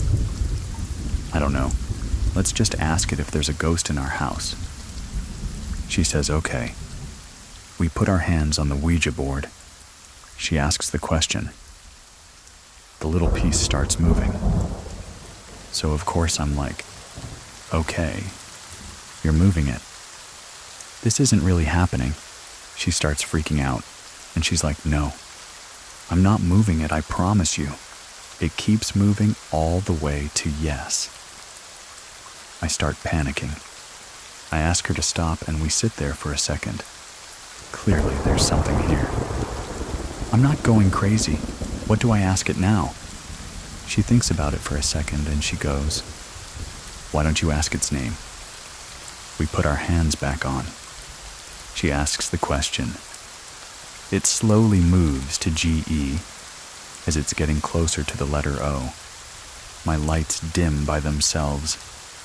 I start accusing her of moving it again. And she's like, no, I promise you I'm not moving it. The lights dimmed on their own. It spells out G-O. George, maybe. We're trying to figure out what this name could be. Going back and forth, we're both a little scared. We put our hands back on the Ouija board. She asks the last question, halfway through it moving. The lights dim again. I feel this overwhelming sense of dread. That same feeling. Every time I walk past my dad and stepmom's room, before I can even say anything to her, there's this sensation between where her and I are sitting. We are not sitting alone. I could very vividly feel the pressure of someone's leg. Against mine, I get up. I run and turn the light all the way back on. She's full panic, eyes wide. Did you feel that I said yeah? What the heck was that? We are completely freaking out. Don't want to wake anybody up. The lights are on. She puts everything away. Went to sleep. Looking back, I realize now, the biggest mistake that we could have ever made is not saying goodbye. We go to sleep, I honestly forget about it. We giggle about it in the morning over breakfast. She goes home, we're back at school Monday. Nothing really happens. Halfway into that week, I get a call from her around dinner time. She's at her mom's. She sounds freaked out on the phone. She's like, hey, have you been feeling anything since our last sleepover? When we used the Ouija board, ever since we used that thing the last couple nights, I can't sleep. Every time I close my eyes, there's somebody in my room. Fast forward to a few nights later. I go upstairs, I get ready for bed, shut all my lights off, get into my bed, pull the covers up, close my eyes, and I start to settle in. Within 5 minutes, there's this ringing in my ears. Wasn't super high-pitched, but enough to make me uncomfortable. I sit up, get a little nervous, and I'm like, okay, you're making it up. Just close your eyes and go back to sleep. I lay down, I get comfortable again. This time, the ringing is louder. Now I feel this pressure on my chest. I tell myself, don't open your eyes. I could feel someone staring at me almost nose to nose. If I open my eyes, it would be right there. The pressure in my chest is getting heavier. I get the courage to sit up and open my eyes. There's nothing there. I had to sleep with my light on that night. And of course, my dad gets up in the middle of the night, and he shuts it off for at least 6 months. Any time that I had to go to my dad's and stay there, that would happen every single night, unless I kept my light on. I kept getting in trouble for falling asleep with the light on as soon as the lights would go off. This thing would be right in my face. When I was trying to sleep, I couldn't even use the dimmer anymore. They would shut themselves off. This started happening a lot. I felt so crazy I knew that my dad would be upset if he found out that I brought a Ouija board into his house so I didn't say anything. My friend started experiencing the same thing. A few weeks goes by. I go to spend the night at her house. We are baking, watching movies, having a great time. Her mom goes upstairs to go to sleep. Her and I are alone. Her and I are starting to chat about the things that have been happening and the things we've been feeling. At the house, the only light that's on is the chandelier. She's like, let's grab our stuff. Let's go upstairs. We'll hang out in my room the rest of the night before we go to sleep. She goes up the stairs first, gets to the very top of the first set of stairs, and stops dead in her tracks, staring at the wall. I'm standing at the bottom of the stairs like, what are you doing? Why are you not going to your room? She doesn't turn around. She doesn't move. She doesn't look back at me. Nothing. She just says, don't move. I'm standing there terrified. What are we not moving for? What do you see that I'm not seeing? I slowly turn my head just barely to the left. There is this little boy sitting on the chandelier, legs wrapped around the bottom, staring at her and I. Do we run? Do we walk? What do we do here? I said. Just ignore it if you give it attention. It's only going to get worse. Walk upstairs, don't look over that way again. Her and I start with a walk, and of course, it turns into a run. We're terrified. We get to her room, sweating, freaking out. There's no way that really happened. It didn't. Go spend the night at her house for a few weeks after. That she told me. There was a few other times after that. Incidents that she saw him. I don't know if ignoring it is what helped it go away for her. But after a handful of times, it stopped happening. I had a few more experiences after that. I just thought, this was going to happen for the rest of my life. I'd be in the bathroom getting ready for school. Someone would shake the door violently. I'm alone. There's no one there. Things like that happened for several months afterwards. A few more weeks goes by. My little sister was a baby at the time. It was just me, her, and my stepmom home, alone. She's upstairs falling asleep in her bassinet. An hour goes by, and she starts crying. Something woke her up. I go to look at the monitor. I see a hand gently patting her back. She falls back asleep. I'm like, oh, perfect. I don't need to go up there. My stepmom made it up there as she went back to sleep. She's fine. 2 minutes later, my stepmom walks in the front door from outside. I said, did you just come in from outside? Or were you upstairs with the baby? And she's like, no. I was cleaning out my car. I didn't say anything. I just sat there. I went back and looked at the video later.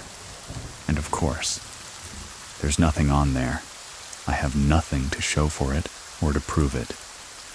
After a couple days, I started really just trying to visualize what I had seen, to see if I could put together what the hand looked like, or whose hand it could have been. I remember there being this green emerald ring on the middle finger. That's the ring that my grandma wore pretty much every day after that experience. And seeing what I believe was her on the camera, soothing my sister, everything just stopped happening. I was able to sleep normally again. My friend wasn't seeing stuff anymore. I like to think that somehow she paid a visit, not just to see my sister, but to be like, hey, you guys don't belong here, move on. I actually found out from my friend, a few years after all this had happened, that there had been a lot of crime in our neighborhood. Prior to us moving in, there was a park right across from our house, right across the street, that you could see from my bedroom window. I found out a few years later that a man that lived in the neighborhood for several years took his life at that park. I don't know if because our house was in such close proximity to the park, if maybe there was just this bad energy from stuff that had happened there, or from what happened with him lingering in the area. But I can definitely say, I'm still a firm believer that stuff is real. I have not used a Ouija board since 10, and I'll never use one again. I definitely still have experiences. I'm about to be 32 in November, and stuff still happens. It's not nearly as bad as it was. I make jokes about it now. I feel like keeping it lighthearted.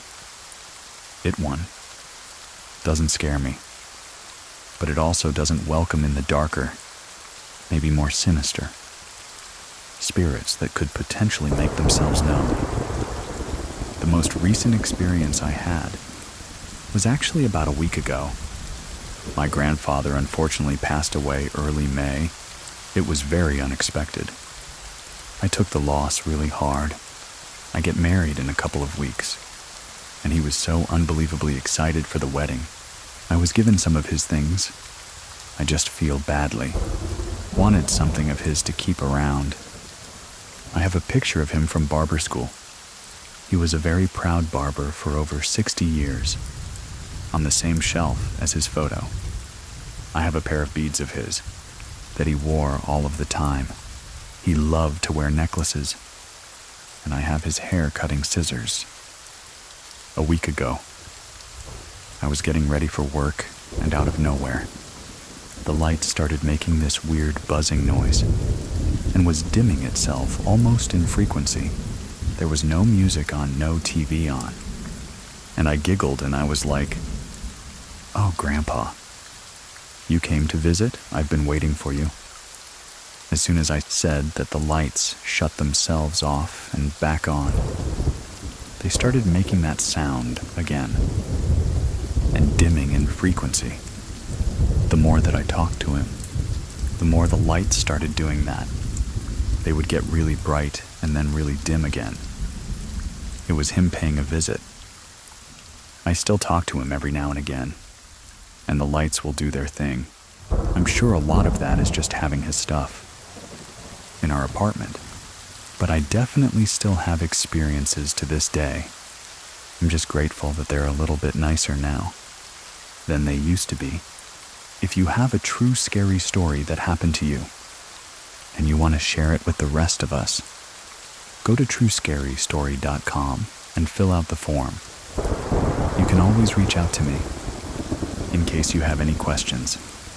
Anyway, if you like the show, drop some stars for us in the ratings and reviews. I'll be back next week with another story. Thank you very much for listening. Keep it scary, everyone. See you soon. See you soon.